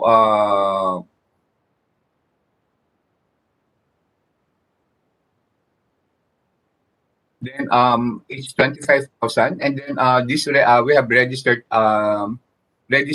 transporters, and then treatment storage and disposal facilities of around the country, which is totaling to 81. So next slide, please. So our current e-waste regulation. So we can move forward because I'm done earlier with the thing. So we have introduced. So we are the focal point to Basel Convention and everything. So move to the next slide, please. And then well, we have 6 environmental laws being implemented in the Philippines. Next slide, please. Then the main law for managing e-waste is Republic Act 6969, which is the Toxic Substances and Hazardous and Nuclear Waste Control Act of 1990. And we have this rules and regulation issued in 1992. Next slide, please. And in that rules and regulation, there's distinction between the Title II and the Title III. The Title II is more on chemical substances, while the Title II are the rules and regulations and permitting requirements related to hazardous waste. So for colleagues from the US, this law is a combination of RCRA and TSCA. Next slide, please. So in 2013, we have issued these revised procedures and standards on the management of hazardous waste. And the main amendments are the further classification of hazardous waste, the registration procedures for generators, transporters, and TSD facilities, which are now done online. And we have set the permitting requirements or for the importation of recyclable materials containing hazardous substances where electronic assemblies and scraps is included, and the export requirements in relation to our obligation to the Basel Convention. Next slide, please. Then next slide, please.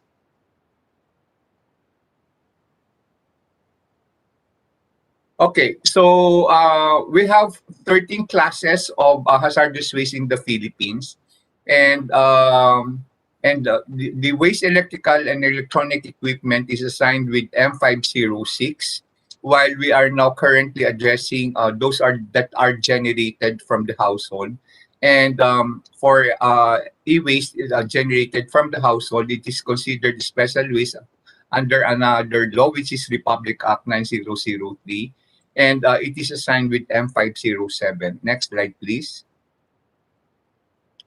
So this is the difference. So the waste electrical and electronic equipment includes all waste electrical and electronic equipment that contains hazardous components such as lead, cadmium, mercury, hexavalent chromium, PBDE, or the polybrominated diphenyl ether, and PBB, the polybrominated biphenyls.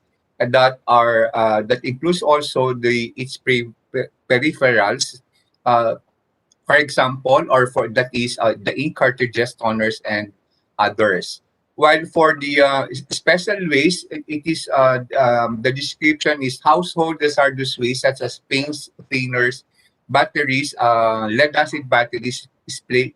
This is all include waste from residential and commercial that comprise of consumer electronics, white goods that is refrigerators, washing machines, and air conditioners, batteries, oil, and busted lamps. So next slide, please.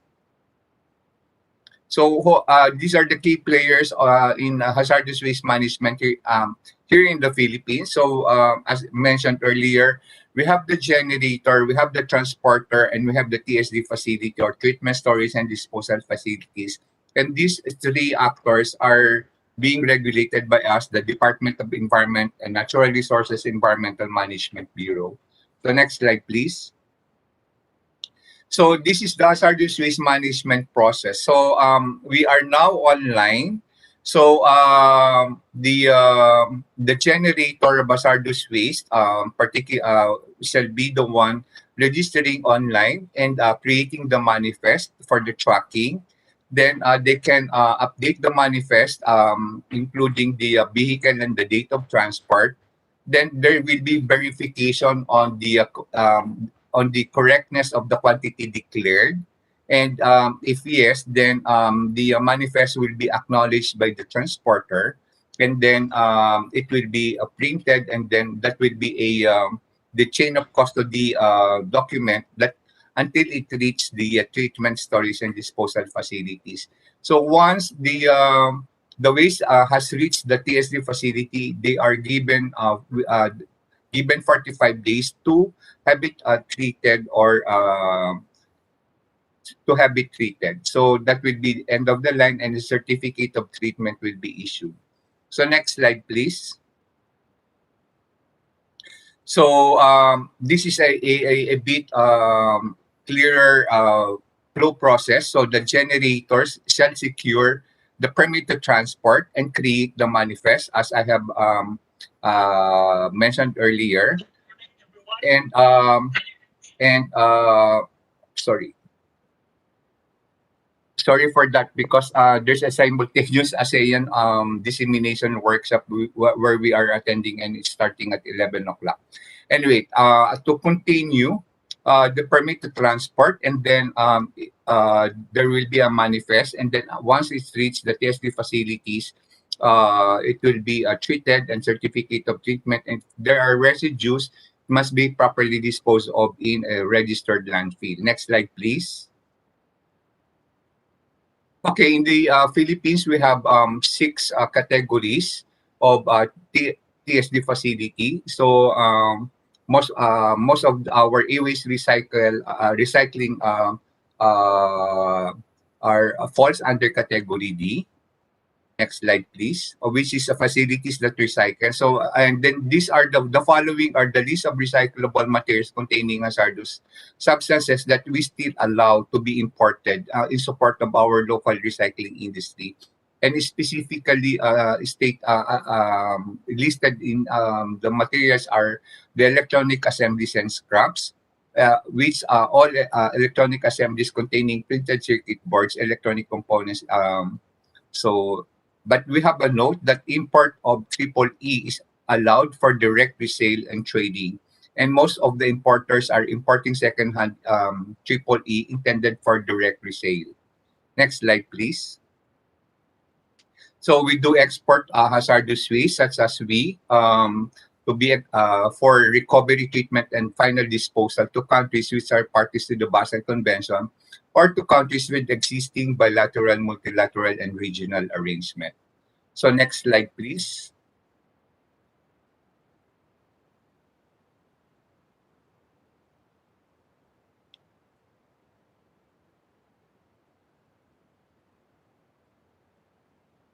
So we have this amendment to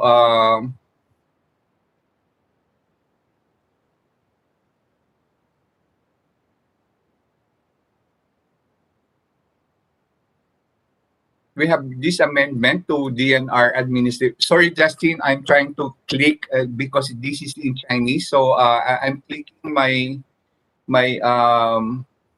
camera, but I don't know what's really the trouble of not showing me in the anyway. That would be I think I will address the. So integration, we have this amendment to DNR Administrative Order 2013-22. So integration of the online hazardous waste management system in our online main online system. Then there will be subcategorization of and other wastes because we need to further classify our waste. So we will be amending the requirements for the generator registration, and we are now addressing hazardous waste generated from malls and commercial building owners, and that will also include Then increase storage time limit. Then we will be redefining the TSD categories, and we might be including other categories, requirements for mobile treatment of waste, and addition from the technical guidelines on the environmentally sound management of waste electrical and electronic equipment. Next slide, please.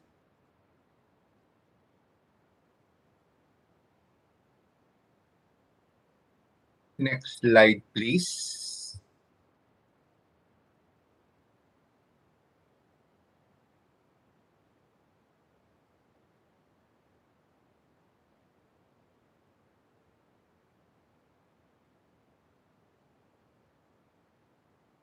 Hello?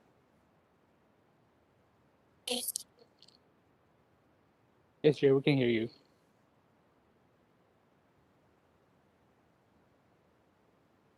Okay, so these are the contents of the guidelines, or our technical guidelines, which we are looking forward to be approved within this year, or the first quarter of next year. So we have the definition of terms, and then the environmentally sound management, and what are the environmental and health hazard. And these technical guidelines primarily is an attempt to institutionalize the extended producer's responsibility, or e-program, in relation to waste electrical and electronic equipment. So next slide, please.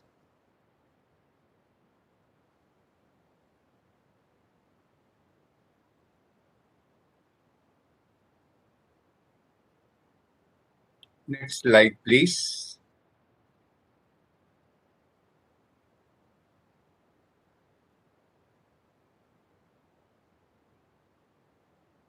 Next slide, please. This just scope and coverage. Next slide, please. So we come now to the main purpose of this network meeting for 2021, the e-waste recycling status and trends here in the Philippines. So next slide, please.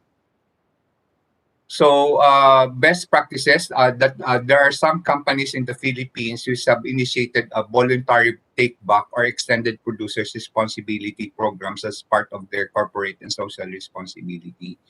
And two of such companies which have entered into a memorandum of agreement with our office are Globe Telecom for e-waste, such as mobile phones, computers, laptops, and peripherals, and the HP or the Hewlett Packard PPS Philippines for their computer and printing hardware. Next slide, please. Other updates. Then next slide, please. So we have these recent policy issuance related to e-waste. So we have DNR Administrative Order 2021-14. And it is about the amendment on some provisions of our Department Administrative Order 2010-06 guidelines on the use of alternative fuels and raw materials in cement kilns. And we include in the definition of terms of the 2010-06 the flame retardant combustible plastics such as PBDEs and others containing plastics that will be resulting generated out of dismantling or the WE.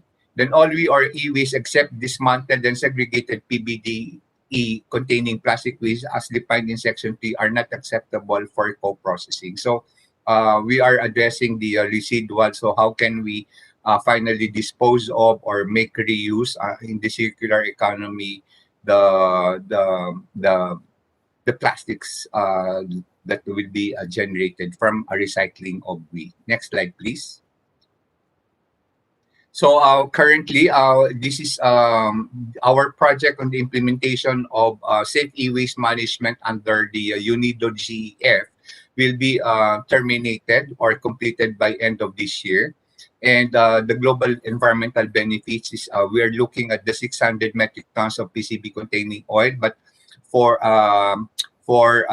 in relation to e-waste, so we are looking forward to 1,150 metric tons of PBE eliminated from the recycling of WE. Next slide, please. So these are the measurable results in terms of POPs reduction. So we are at least 150 kilograms of PBE disposed, coming from 50,000 CRT monitors. And we have doing this from 2017 and continuously up to 2021.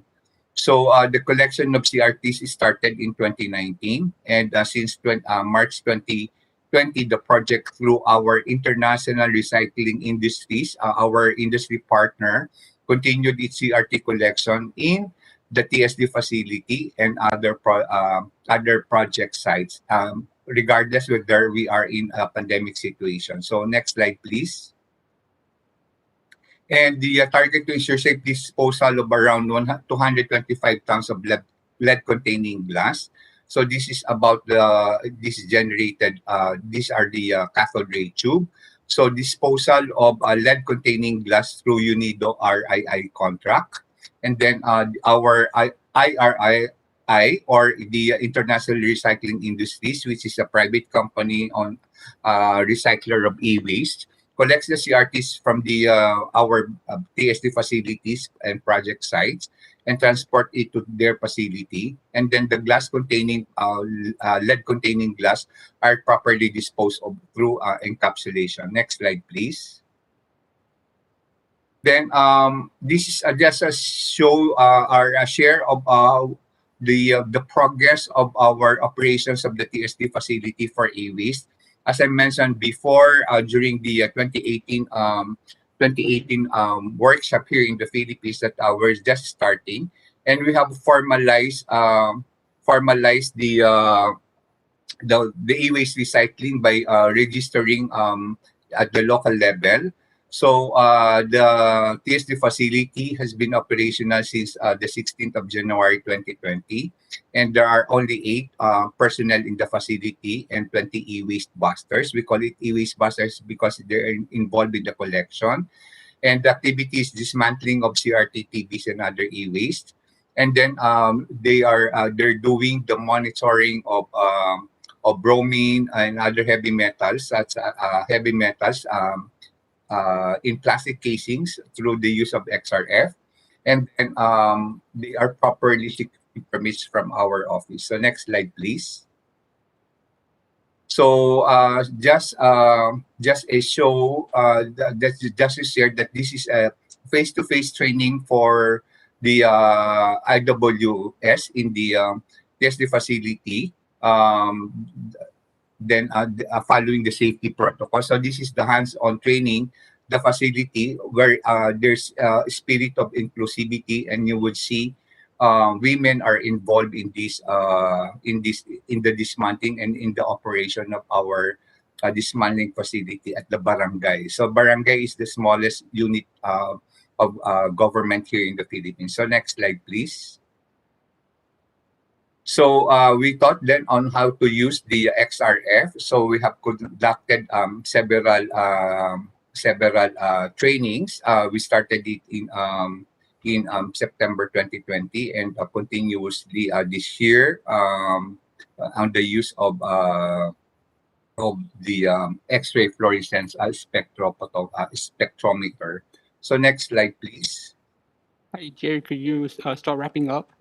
Yeah. I'm about activities. So this is just a share that we just wanted to I just wanted to highlight what we are doing in the TSD facility. So we have loaned the XRF gun to the local government or to our TSD facility. Next slide, please.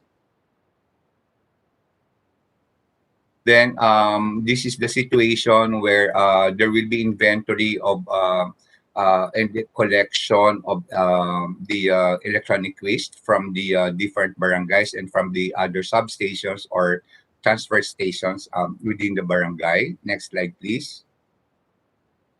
Then I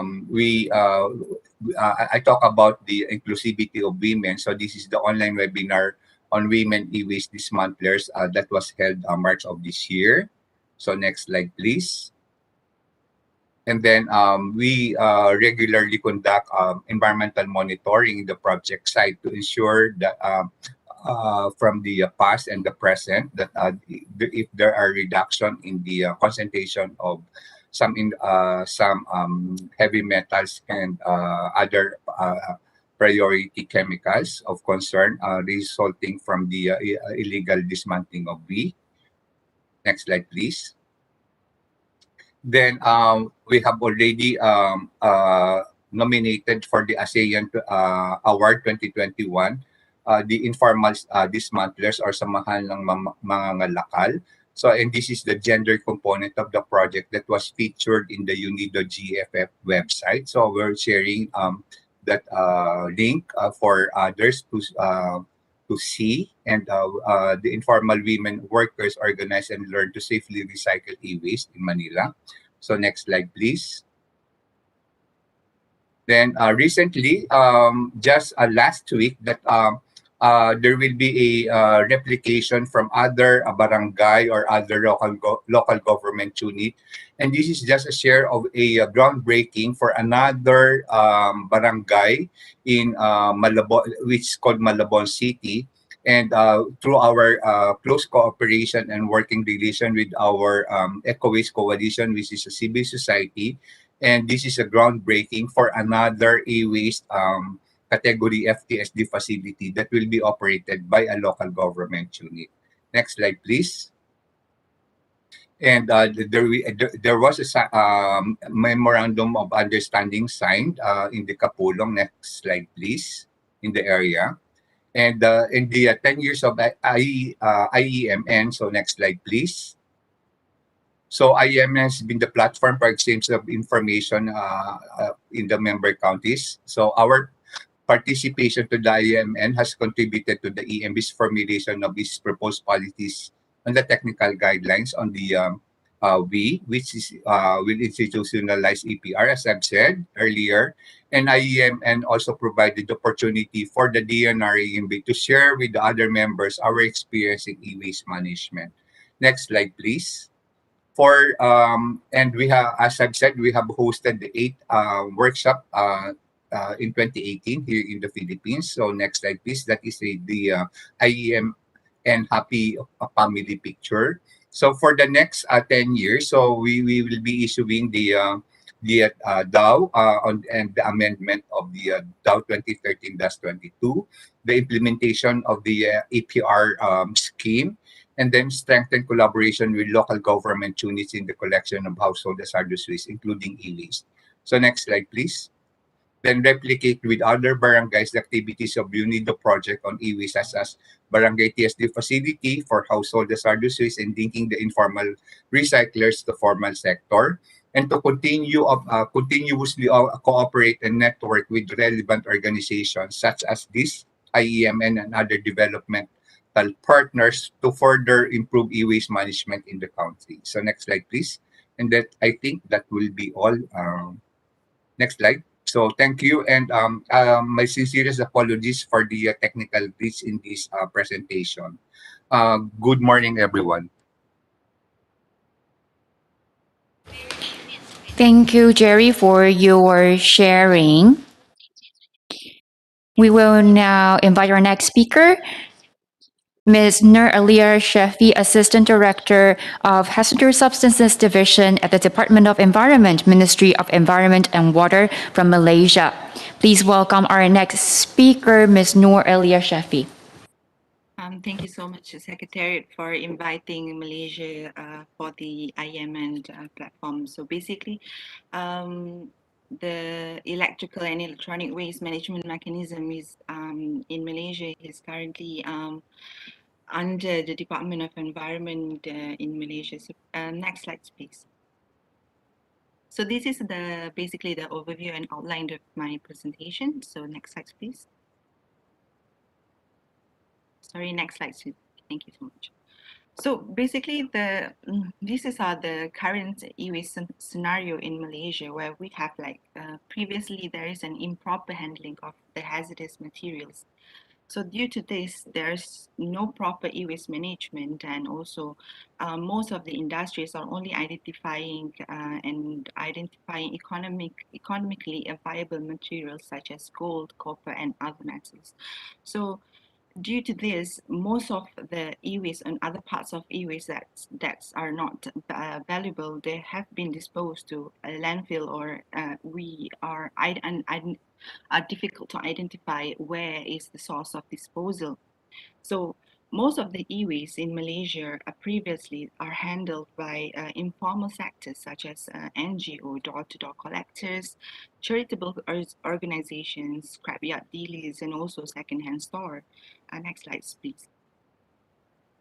So due to this, Malaysia has embarked in establishing an e-waste management mechanism in Malaysia, which primarily focusing on 6 items, which is televisions, mobile phones, washing machines, refrigerator, air conditioner, and also computers. These cover to any types of television, such as flat screen TVs and also the CRT TVs, and so it covers to a broad extent of the specific items. Next slide, please. So based on the collected and versus projected data that we have obtained, so we have managed to project the e-waste generation by 2025 will be estimated to generate to 24.5 million units, which is approximately around 941.2 metric tons of e-waste by 2025. So this is basically, there's a huge gap between the collected versus projected, where based on our collected e-waste that we have managed to collect, we have managed to obtain around 1 million to 100 metric ton per year approximately. So due to this, sorry, next slide. So due to this, we have come up with a regulation. So currently in Malaysia, there is an existing regulation which is called Environmental Quality Shadow Waste Regulation 2000 that have been enforced on 15 August 2005, which administered by our department, which is Department of Environment. So e-waste that is from industry is basically governed under this regulation. So the e-waste, this regulation specifically cater the e-waste that is from production until disposal. So e-waste that is generated from the industry is basically must be treated and disposed at prescribed or licensed premises by DOE in environmentally sound manner.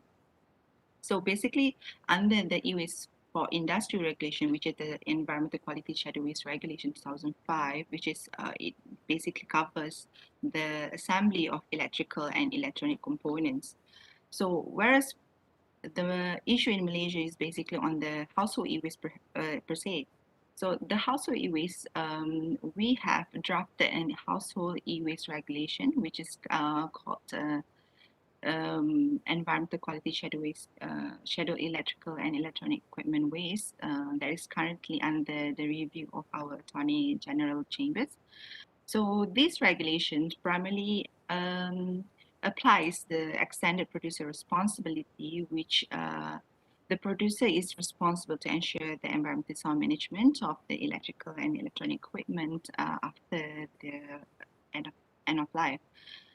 Under this regulation, we have emphasizes a shared responsibility among stakeholders. Next slide, please. So the stakeholders, we have identified 4 major stakeholders, which is the manufacturer and importers, consumers, collection centers, and also recovery facility. So the manufacturer, basically, their responsibility is to pay the recycling fee, or in our case, we call it deposits, according to the volume of electrical and electronic equipment that we'll put on market. Whereas for consumer, they need to discard or send their e-waste to registered collection center, and our collection center also includes retailers. So then the consumer, we have the collection center responsibility. Our collection center is also one of our stakeholders. So the collection center, they have to obtain a registration number, and they will be provided a sticker, which as an identification for them as our registered collector. So they need to meet the collection and storage requirements that have been set by the department, and also they are obligated to record the quantity of e-waste being collected, and also they need to send the e-waste only to the licensed recovery facility by our department. So then, recovery facility is basically the one that handles the recycling of e-waste. They need to manage and recover e-waste in the responsibilities need to manage and recover e-waste in environmentally sound manner, and also record and report the quantity of e-waste received and also recovered.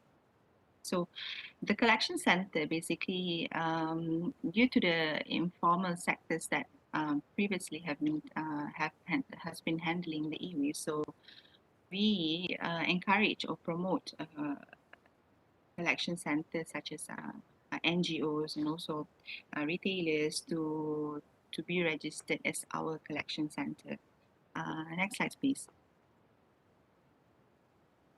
So under the framework, we have identified 3 major flows that in order for a sustainable e-waste management mechanisms, so which is the e-waste flow and deposit and rebate flow and also reporting flow. So basically the e-waste flow is to determine the correct e-waste channel, which is from the generation of e-waste from consumer to the registered collection center and also end up to the licensed recovery facility for final disposal. Whereas for the deposit and rebate flow,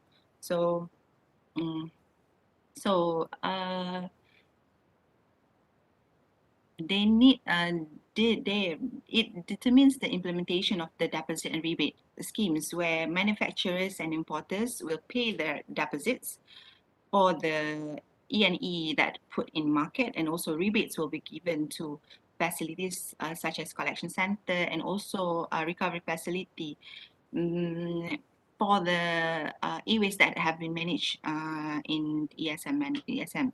Whereas for reporting, so the flow, why we introduce the reporting flow is in order to, it is important for us to make sure that the information or data through accurate reporting from the relevant stakeholder and also to ensure compliance of e-waste flow and in order to avoid any leakage from the system. So next slide, please. So this is basically the framework of e-waste management mechanism in Malaysia. So as I mentioned just now, so we have 3 specific flows, so which is waste flow, rapid reporting flow, and deposit and rebate flow. So basically the manufacturer will pay the deposits and also report the number of items put on market to the Department of Environment. So basically the fees and will be used basically to distribute rebate awareness programs and for research and development and also for administration.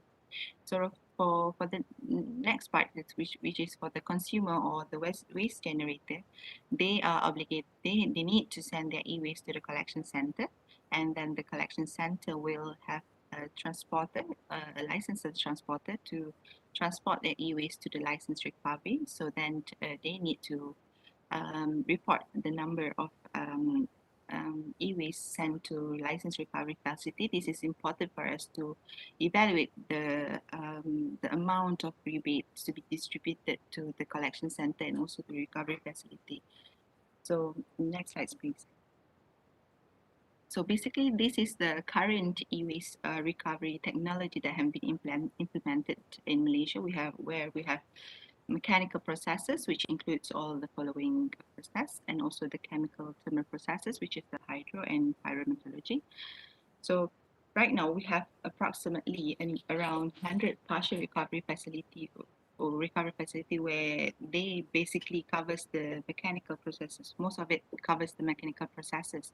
So we have scrutinized from the 101 partial recovery facility, only 43 are capable enough to process the household e-waste, whereas for the full recovery facility, which they handle, which is from the mechanical or the physical separation until chemical thermal processes, so that we have currently 48 full recovery facilities, but only 23 are able to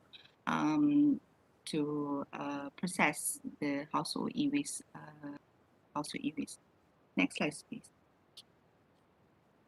So these are the major e-waste achievement in e-waste management in Malaysia. So we have, due to the current pandemic situation, so basically we have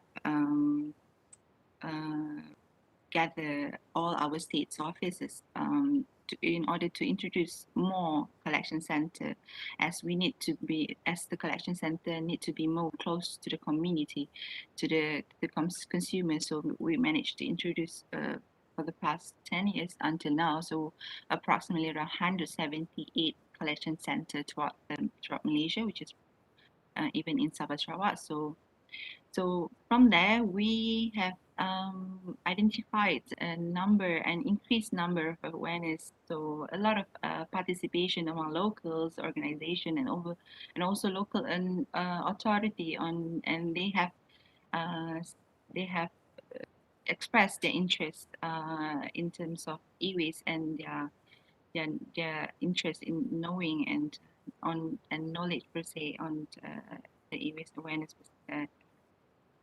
And also, we have basically increased the number of recovery facility, and we managed to invest more. We have managed to receive more investment on e-waste recycling industry in Malaysia. So one of the major significant e-waste management that throughout the 10 years of IEMN, we have managed to implement the e-waste management mechanisms, where even though our regulation has not been gazetted yet, but the mechanism is practically has been in place in Malaysia. Next slide, please. So basically, this is the current status of e-waste management in Malaysia. So right now we are promoting, or we are working towards endorsement or gazetting the e-waste regulation, and we are still looking at and realigning the mechanism so that the mechanism will fit all relevant stakeholders such as consumers, manufacturers and importers, collection center, and also our recovery facility. We have also embarking in introducing e-waste labeling for a better assessment and also verification and also transparency, in order for us to distribute the subsidy or the rebate to the collection center and also recovery facility. So due to the current pandemic situation, we have been focusing more on disseminating information on the public awareness on e-waste management per se, and we have, as I mentioned just now, we have received quite a number of interest, even from the university itself and also locals, and have been asking a lot of questions and on where to dispose. And so basically, so we have been promoting and we are producing a lot of materials on public awareness during this tough time. So next slide, please. So this is basically our way forward towards 10 years of IEMN and beyond. So basically, we were driving towards a competitive electrical and electronic industry, where we want to promote environmentally friendly electrical and electronic equipment, where this can indirectly curb with illegal importation of e-waste. Thus this will eventually help us in promoting e-waste as a resource through the effective collection mechanism. So we hope there is no issue on the lack of resources in Malaysia. So we hope that through this implementation of the mechanism, so we could basically address the recycling industry, e-waste recycling industry in Malaysia, and tackle the issues on importation of e-waste itself. So next slide, please.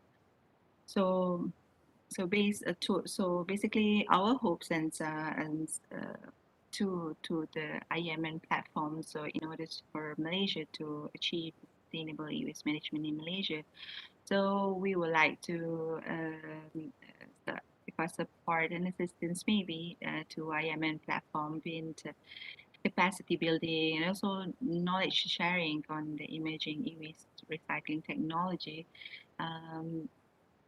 Sharing of knowledge maybe, and also identifying hazardous substances and imaging how the mechanism and how the processes to identify hazardous substances and emerging toxic substances available in the electrical and electronic equipment. I think that's all from me. Next slide, please. Thank you. Thank you, Ms. Shafi, for your sharing. Thank you.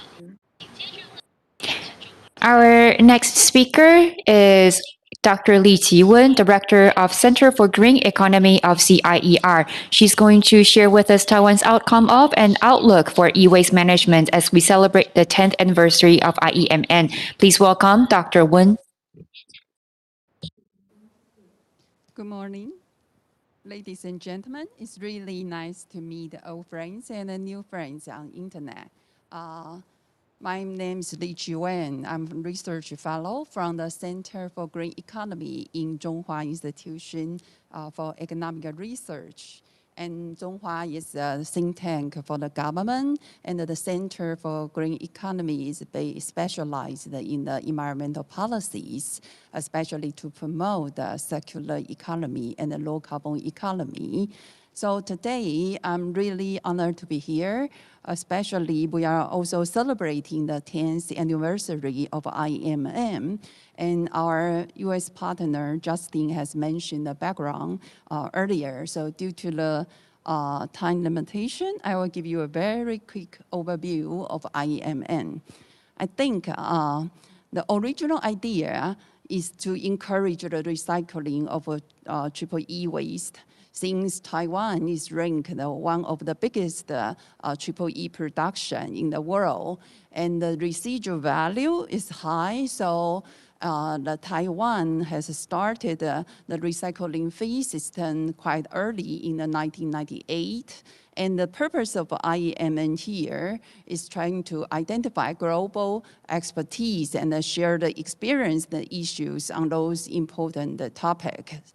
And in the past 10 years, we have been everywhere, and the program has been so exciting, like including the site visit, technical discussions, and also policy forum and the program overviews, etc.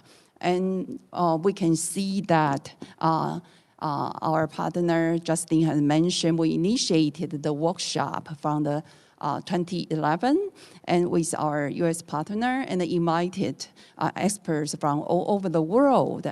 And there are 12 regions in total participating the IEMN in the beginning. And then we have this pictures and record, I'm sorry, okay. So you can see that the number of the regions has been increased up to 17 partners. And we, later on, we started to have more discussions, and with different partners, we went to the United States. The IEMN was held in United States in the 2013. Okay. And you can see then we went to Vietnam. In 2015, we went to Colombia with 16 partners in total together. And 2016, we went to Malaysia. And Indonesia.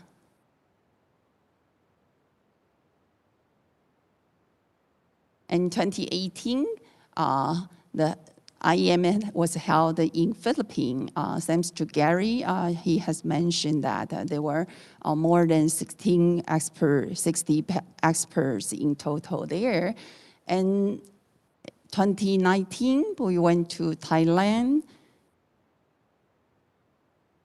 And in the last year, 2020, and you can see that due to the pandemic, instead of giving a formal IEMN meeting, we had the 4-day local gathering to explore the recycling practice here in Taiwan. And still, we have more than 60 foreign participants from 19 countries, but most of them are from the local representative office, and some of them are from the universities. So in the past 10 years, IEM really helped to do more recycling of triple E waste. And the question is that what kind of a recycling that we are achieving and which really contribute to the sustainability. And I would like to talk about a little bit in the case of Taiwan in terms of recycling. And Taiwan was once named by the Wall Street Journal the world's genius of garbage disposal because of the 4-in-1 program. And the 4-in-1 program, the reform can be viewed as the first move of the Taiwan EPA to systematically standardize the process of recycling. As you can see, the RFMD, our Recycling Fund Management Board, receive the recycling fees from the producers and also the importers. And then we use 80% of the revenue to try to subsidize all kinds of recycling work, just like Malaysia, Alia has mentioned that each party in the society has its own duty. Like the local authority, they help to collect and sort, and the community residents, they help to take back the recyclables to the station. And also we can see that the recyclers, they are doing all kinds of treatment. So in this kind of a system, it has worked already for over 20 years. And in this year, in order to know the recycling, especially the relationship between the recycling and the sustainability in Taiwan, we try to estimate the economic and the environmental benefit by input and output model, and try to do a survey on those companies related to regeneration. And we found that with a spending of $280 US million in the year of 2020, it really created the industrial production value around $792 million in US dollars. And the value added in GDP is around 436 million in US dollars. And that also we can see it supports 11,000 green jobs in there in statistic, including 20% of females. So it shows that the relationship to our SDGs, especially in number 1 and number 5, and also number 8, that's for economic point of view.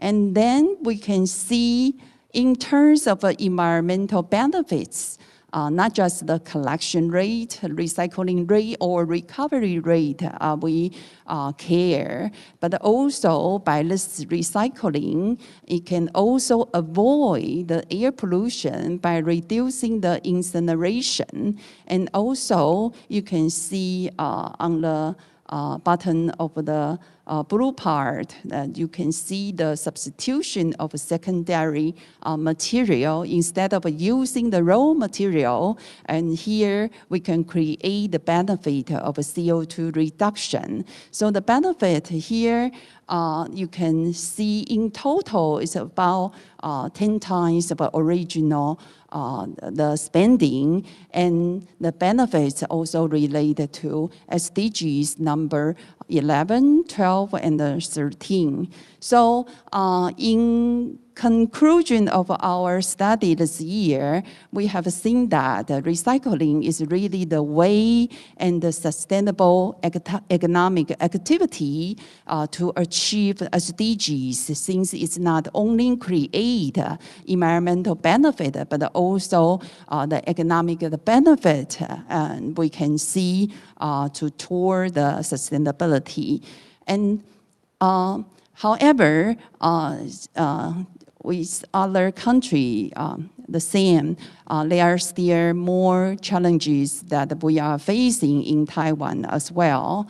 Not just the increase of the solid waste from the COVID-19, we can see also the changes of the lifestyle also brings a lot of need of this triple E production, especially in Taiwan. We have seen our company have been very busy in exporting their products. So we also expect more e-waste to come in the near future. So you can see, according to this UN's Global E-Waste Monitor in 2020, and we have seen those e-waste are still growing, and only 17.4% of the e-waste was documented to be collected and also recycled. This is the number. We really think that the e-waste still remain very big challenges to not just Taiwan, but also countries around the world. And especially if you have seen this indicator that from Taiwan, we have seen numbers from the International Trade Center, and especially the production of the triple E has been growing and growing. So that you can see, we expect that there will be a dramatically increase of the e-waste in the near future. So that we are now in Taiwan thinking of a new way, especially to expand the scope of recycling due items in Taiwan, especially in regulation. And we try to initiate the joint campaign with our industry group, especially 10 cell phone brands and 5 service providers with new collection targets, like 10% in next year and 20% after that.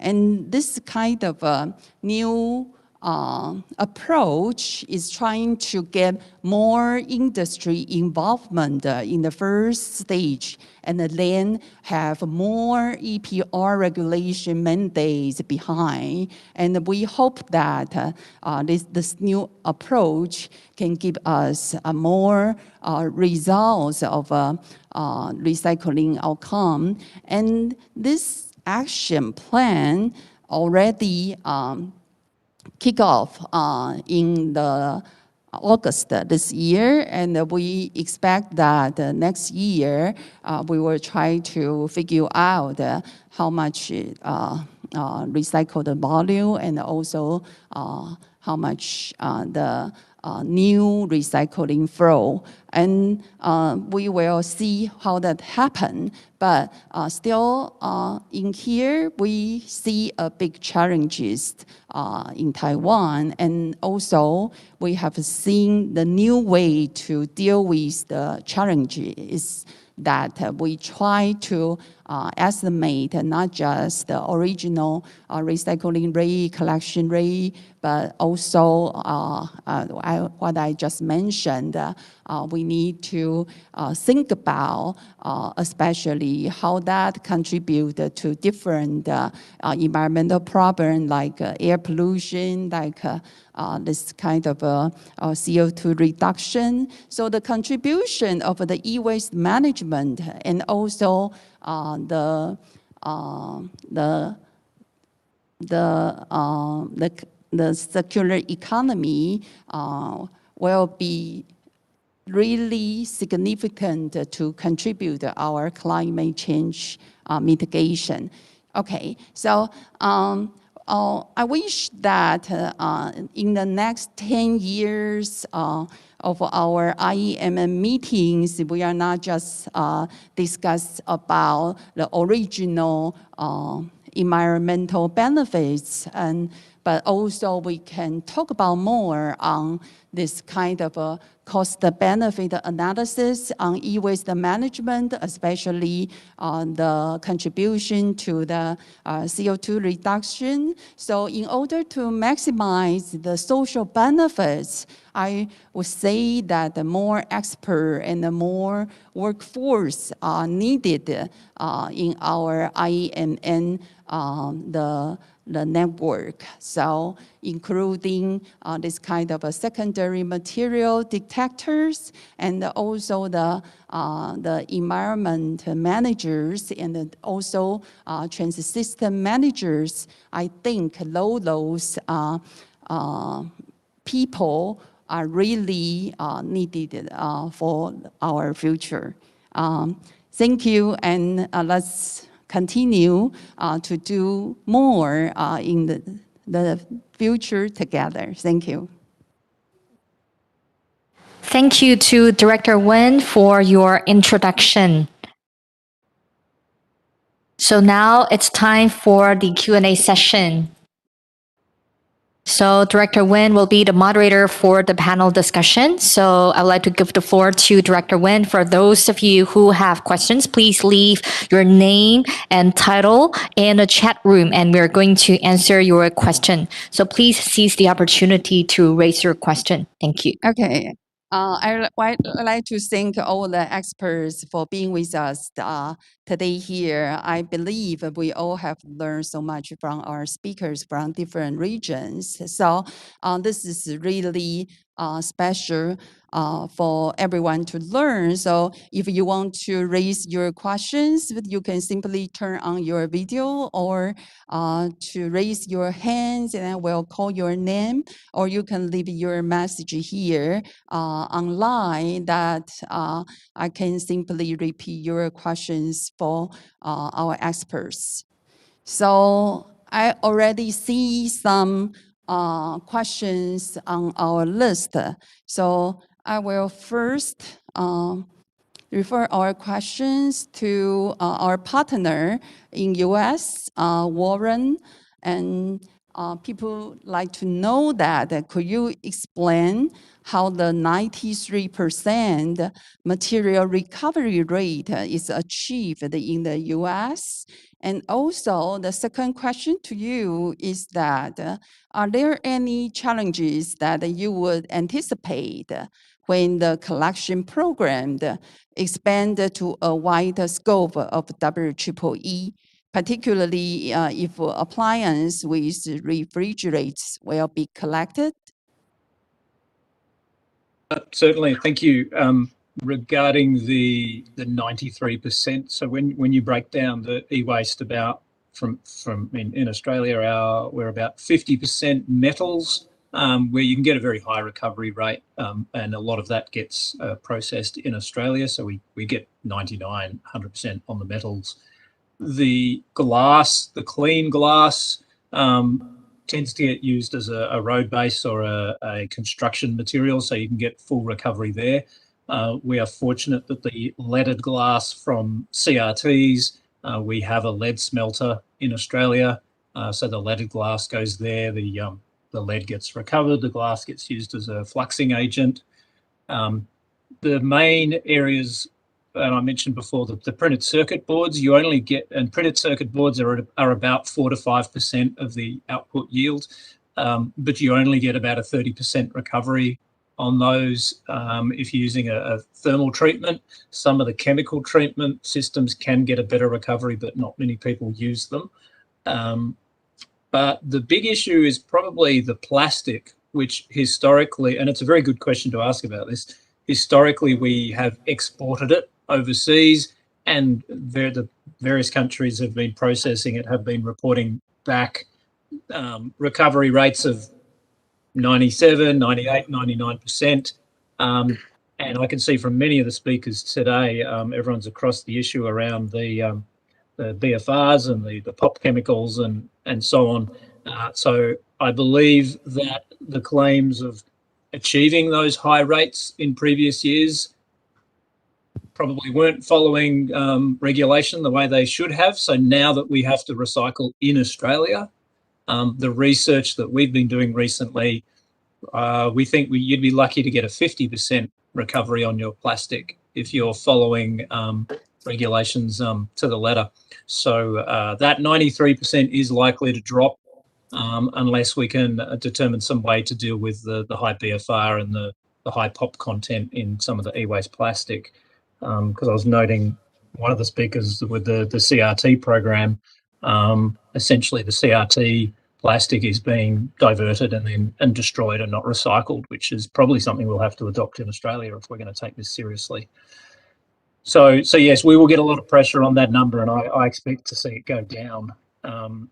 The second question around if we go to scheme expansion, well, yes, it'll be a lot of challenges.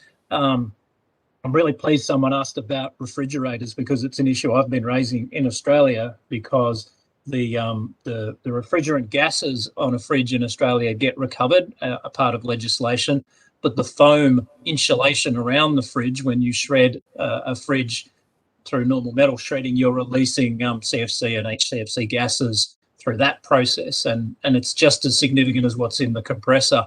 So we will have to build new dedicated fridge recycling facilities in Australia. We don't have any right now.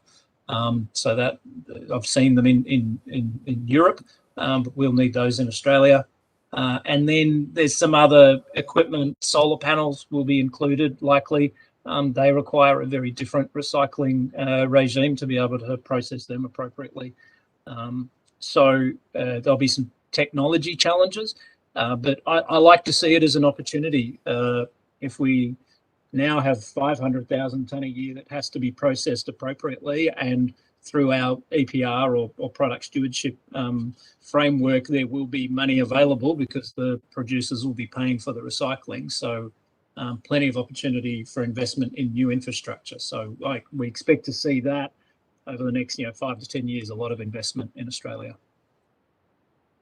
Okay, thank you, Warren. 93% of the material recovery rate is really achievement. So we have to take care and very care about the small items, the recycling. And I'm sorry that I saw you were from the US. I'm sorry about that. Okay, so I'll move to the next questions. There's a questions for our partner from Malaysia, Ms. Alia. And I think it's the same due to the COVID-19 pandemic. I think in Malaysia, you have mentioned about this very new framework. We would like to know that if you have any difficulties in implementing the e-waste management mechanism, especially during these 2 years. Thank you so much, Ms. Zhonghua, for moderating the questions. So, basically, in Malaysia, yes, we do have difficulty during this pandemic in order to address the e-waste management issues. So basically, what we have been doing is that we have been raising a lot of public awareness, and we have engaging our local authorities and also our recyclers, because they have been restricted. They are restricted to their operations are quite restricted during this pandemic. But thankfully, our collection center, they have a lot of e-waste recycling bins or what we call boxes in community or in specific community center. So it is easier for the community or for a consumer and also waste generated to send their e-waste.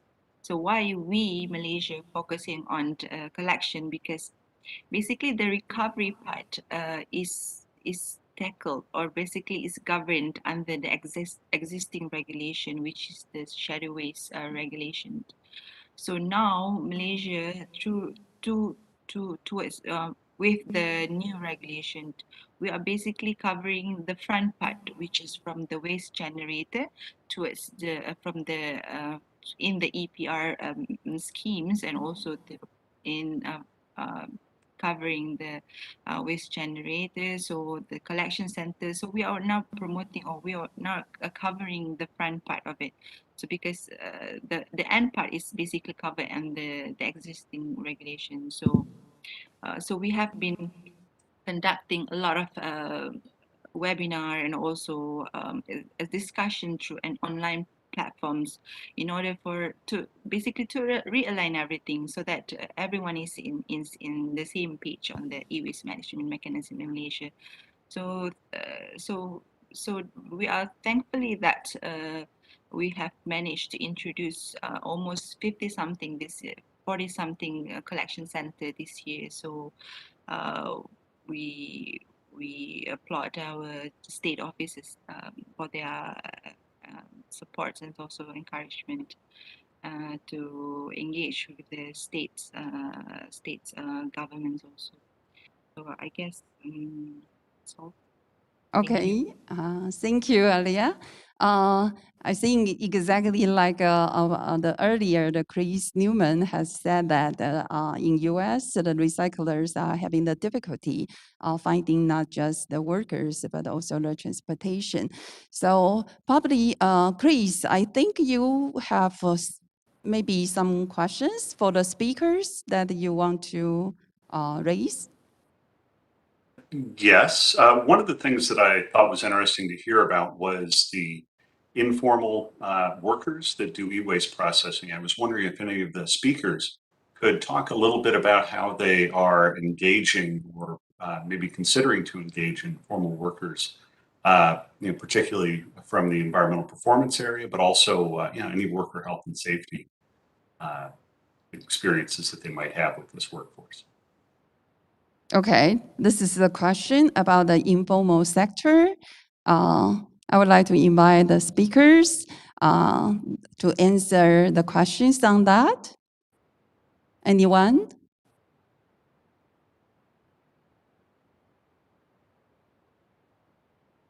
I will take the floor for the Philippines, as I have presented that we through our GEF UNIDO project, and that will be replicated nationwide. And since it's terminating, and we're looking at the sustainability of really formalizing the informal sectors, because that is one of the biggest challenges here in the Philippines that competes the recycling industry, the formal recycling industry. So we put emphasis on the inclusivity. Our project is gender sensitive. That we train women to be part of the local recycling industry. Because we think that they are the vulnerable. Their exposure to the informal recycling is they are very vulnerable because they are the one bearing the child, and we know that some of the toxic metals and some organics or organic contents of the may have a deleterious effect on the reproductive system. So that can be, and that is one of the reasons why we have this project here in the Philippines. Thank you. Okay, thank you, Jerry. Any more speaker who wants to speak on this or comment on this issue? Okay, I believe every country has the similar questions on the informal sectors, but it looks like to me it works fine in Taiwan because they have a monetary incentive to do the good job. And next, maybe Garth, do you have any questions for the speakers? Well, thank you. I did post one about the regulatory requirements for recycling from plastics, but I believe that Warren really covered that. quite in detail.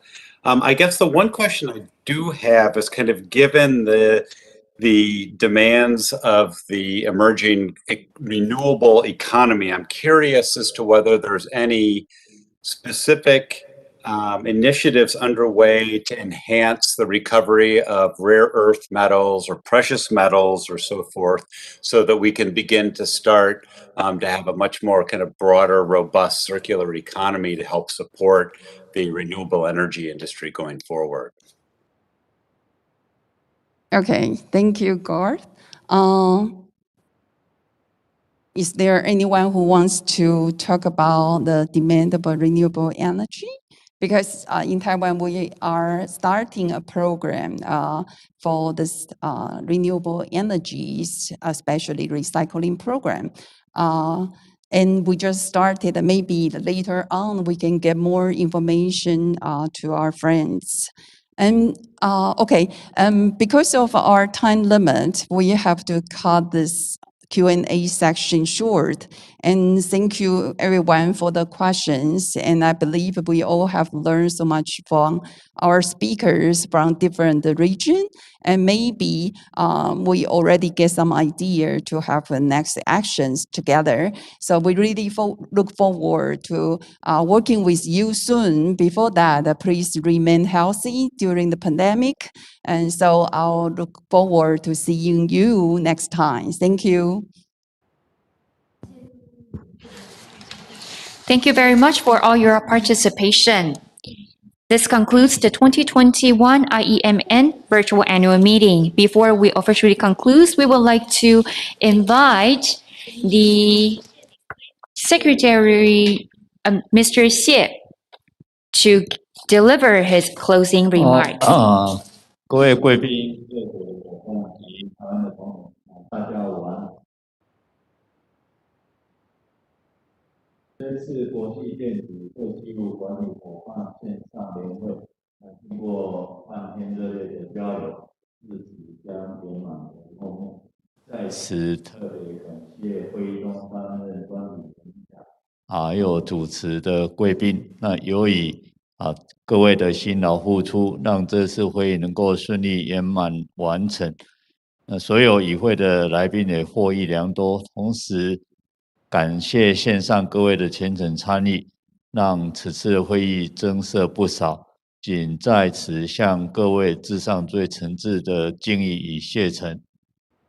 The 2021 IEMN virtual meetings have come to an end, and I believe there was much discussions during this half-day event.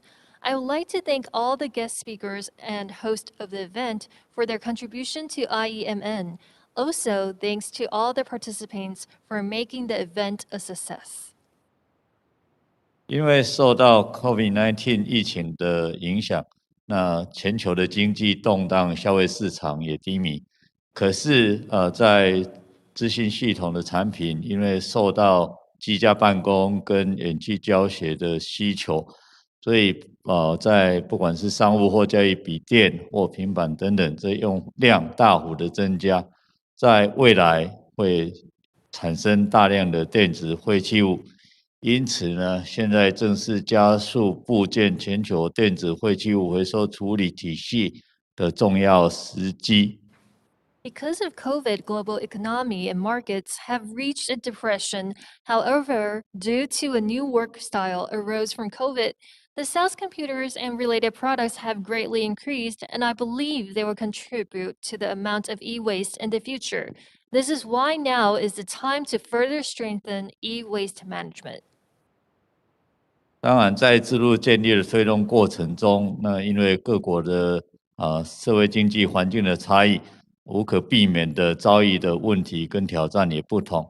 但是透过 IEMN 的网络，可以让大家交流不同的经验，互相协助来面对困难跟问题研拟对策。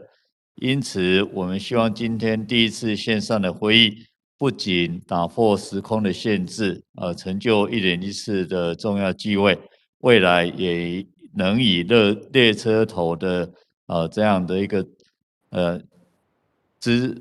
以列车头来带领成为持续性的常态活动啊，那对这个平台的功能能够让它更强大有效。When establishing a management structure, each country will surely encounter problems and challenges that arise from the social, economic, and environmental gaps between the countries. But through the IEMN platform, we can share our experience to help each other overcome these gaps. Today's virtual meeting was the first in IEMN, but I hope it will continue in the future, even after COVID, and become a regular event in the future. 最后仅代表台湾环保署再次感谢大家热烈的参与，也希望大家继续给我们支持跟鼓励。敬祝大家身体健康，万事如意。再一次谢谢大家。Finally, on behalf of Taiwan EPA, thanks to everyone for your continuous support and encouragement. I wish you good health and success on your future. Thank you. 好的，我们非常谢谢。 Thank you very much for your remarks. Ladies and gentlemen, that concludes the 2021 IEMN Virtual Annual Meeting. Our Vietnam speaker cannot join us due to some technical issues. However, all of the morning session's PowerPoint slides can be downloaded from the link in WebEx chat room. If you have registered for the online bilateral meeting between Taiwan and Australia this afternoon, please remember to log in between 1:30 and 2 o'clock this afternoon. Thank you very much.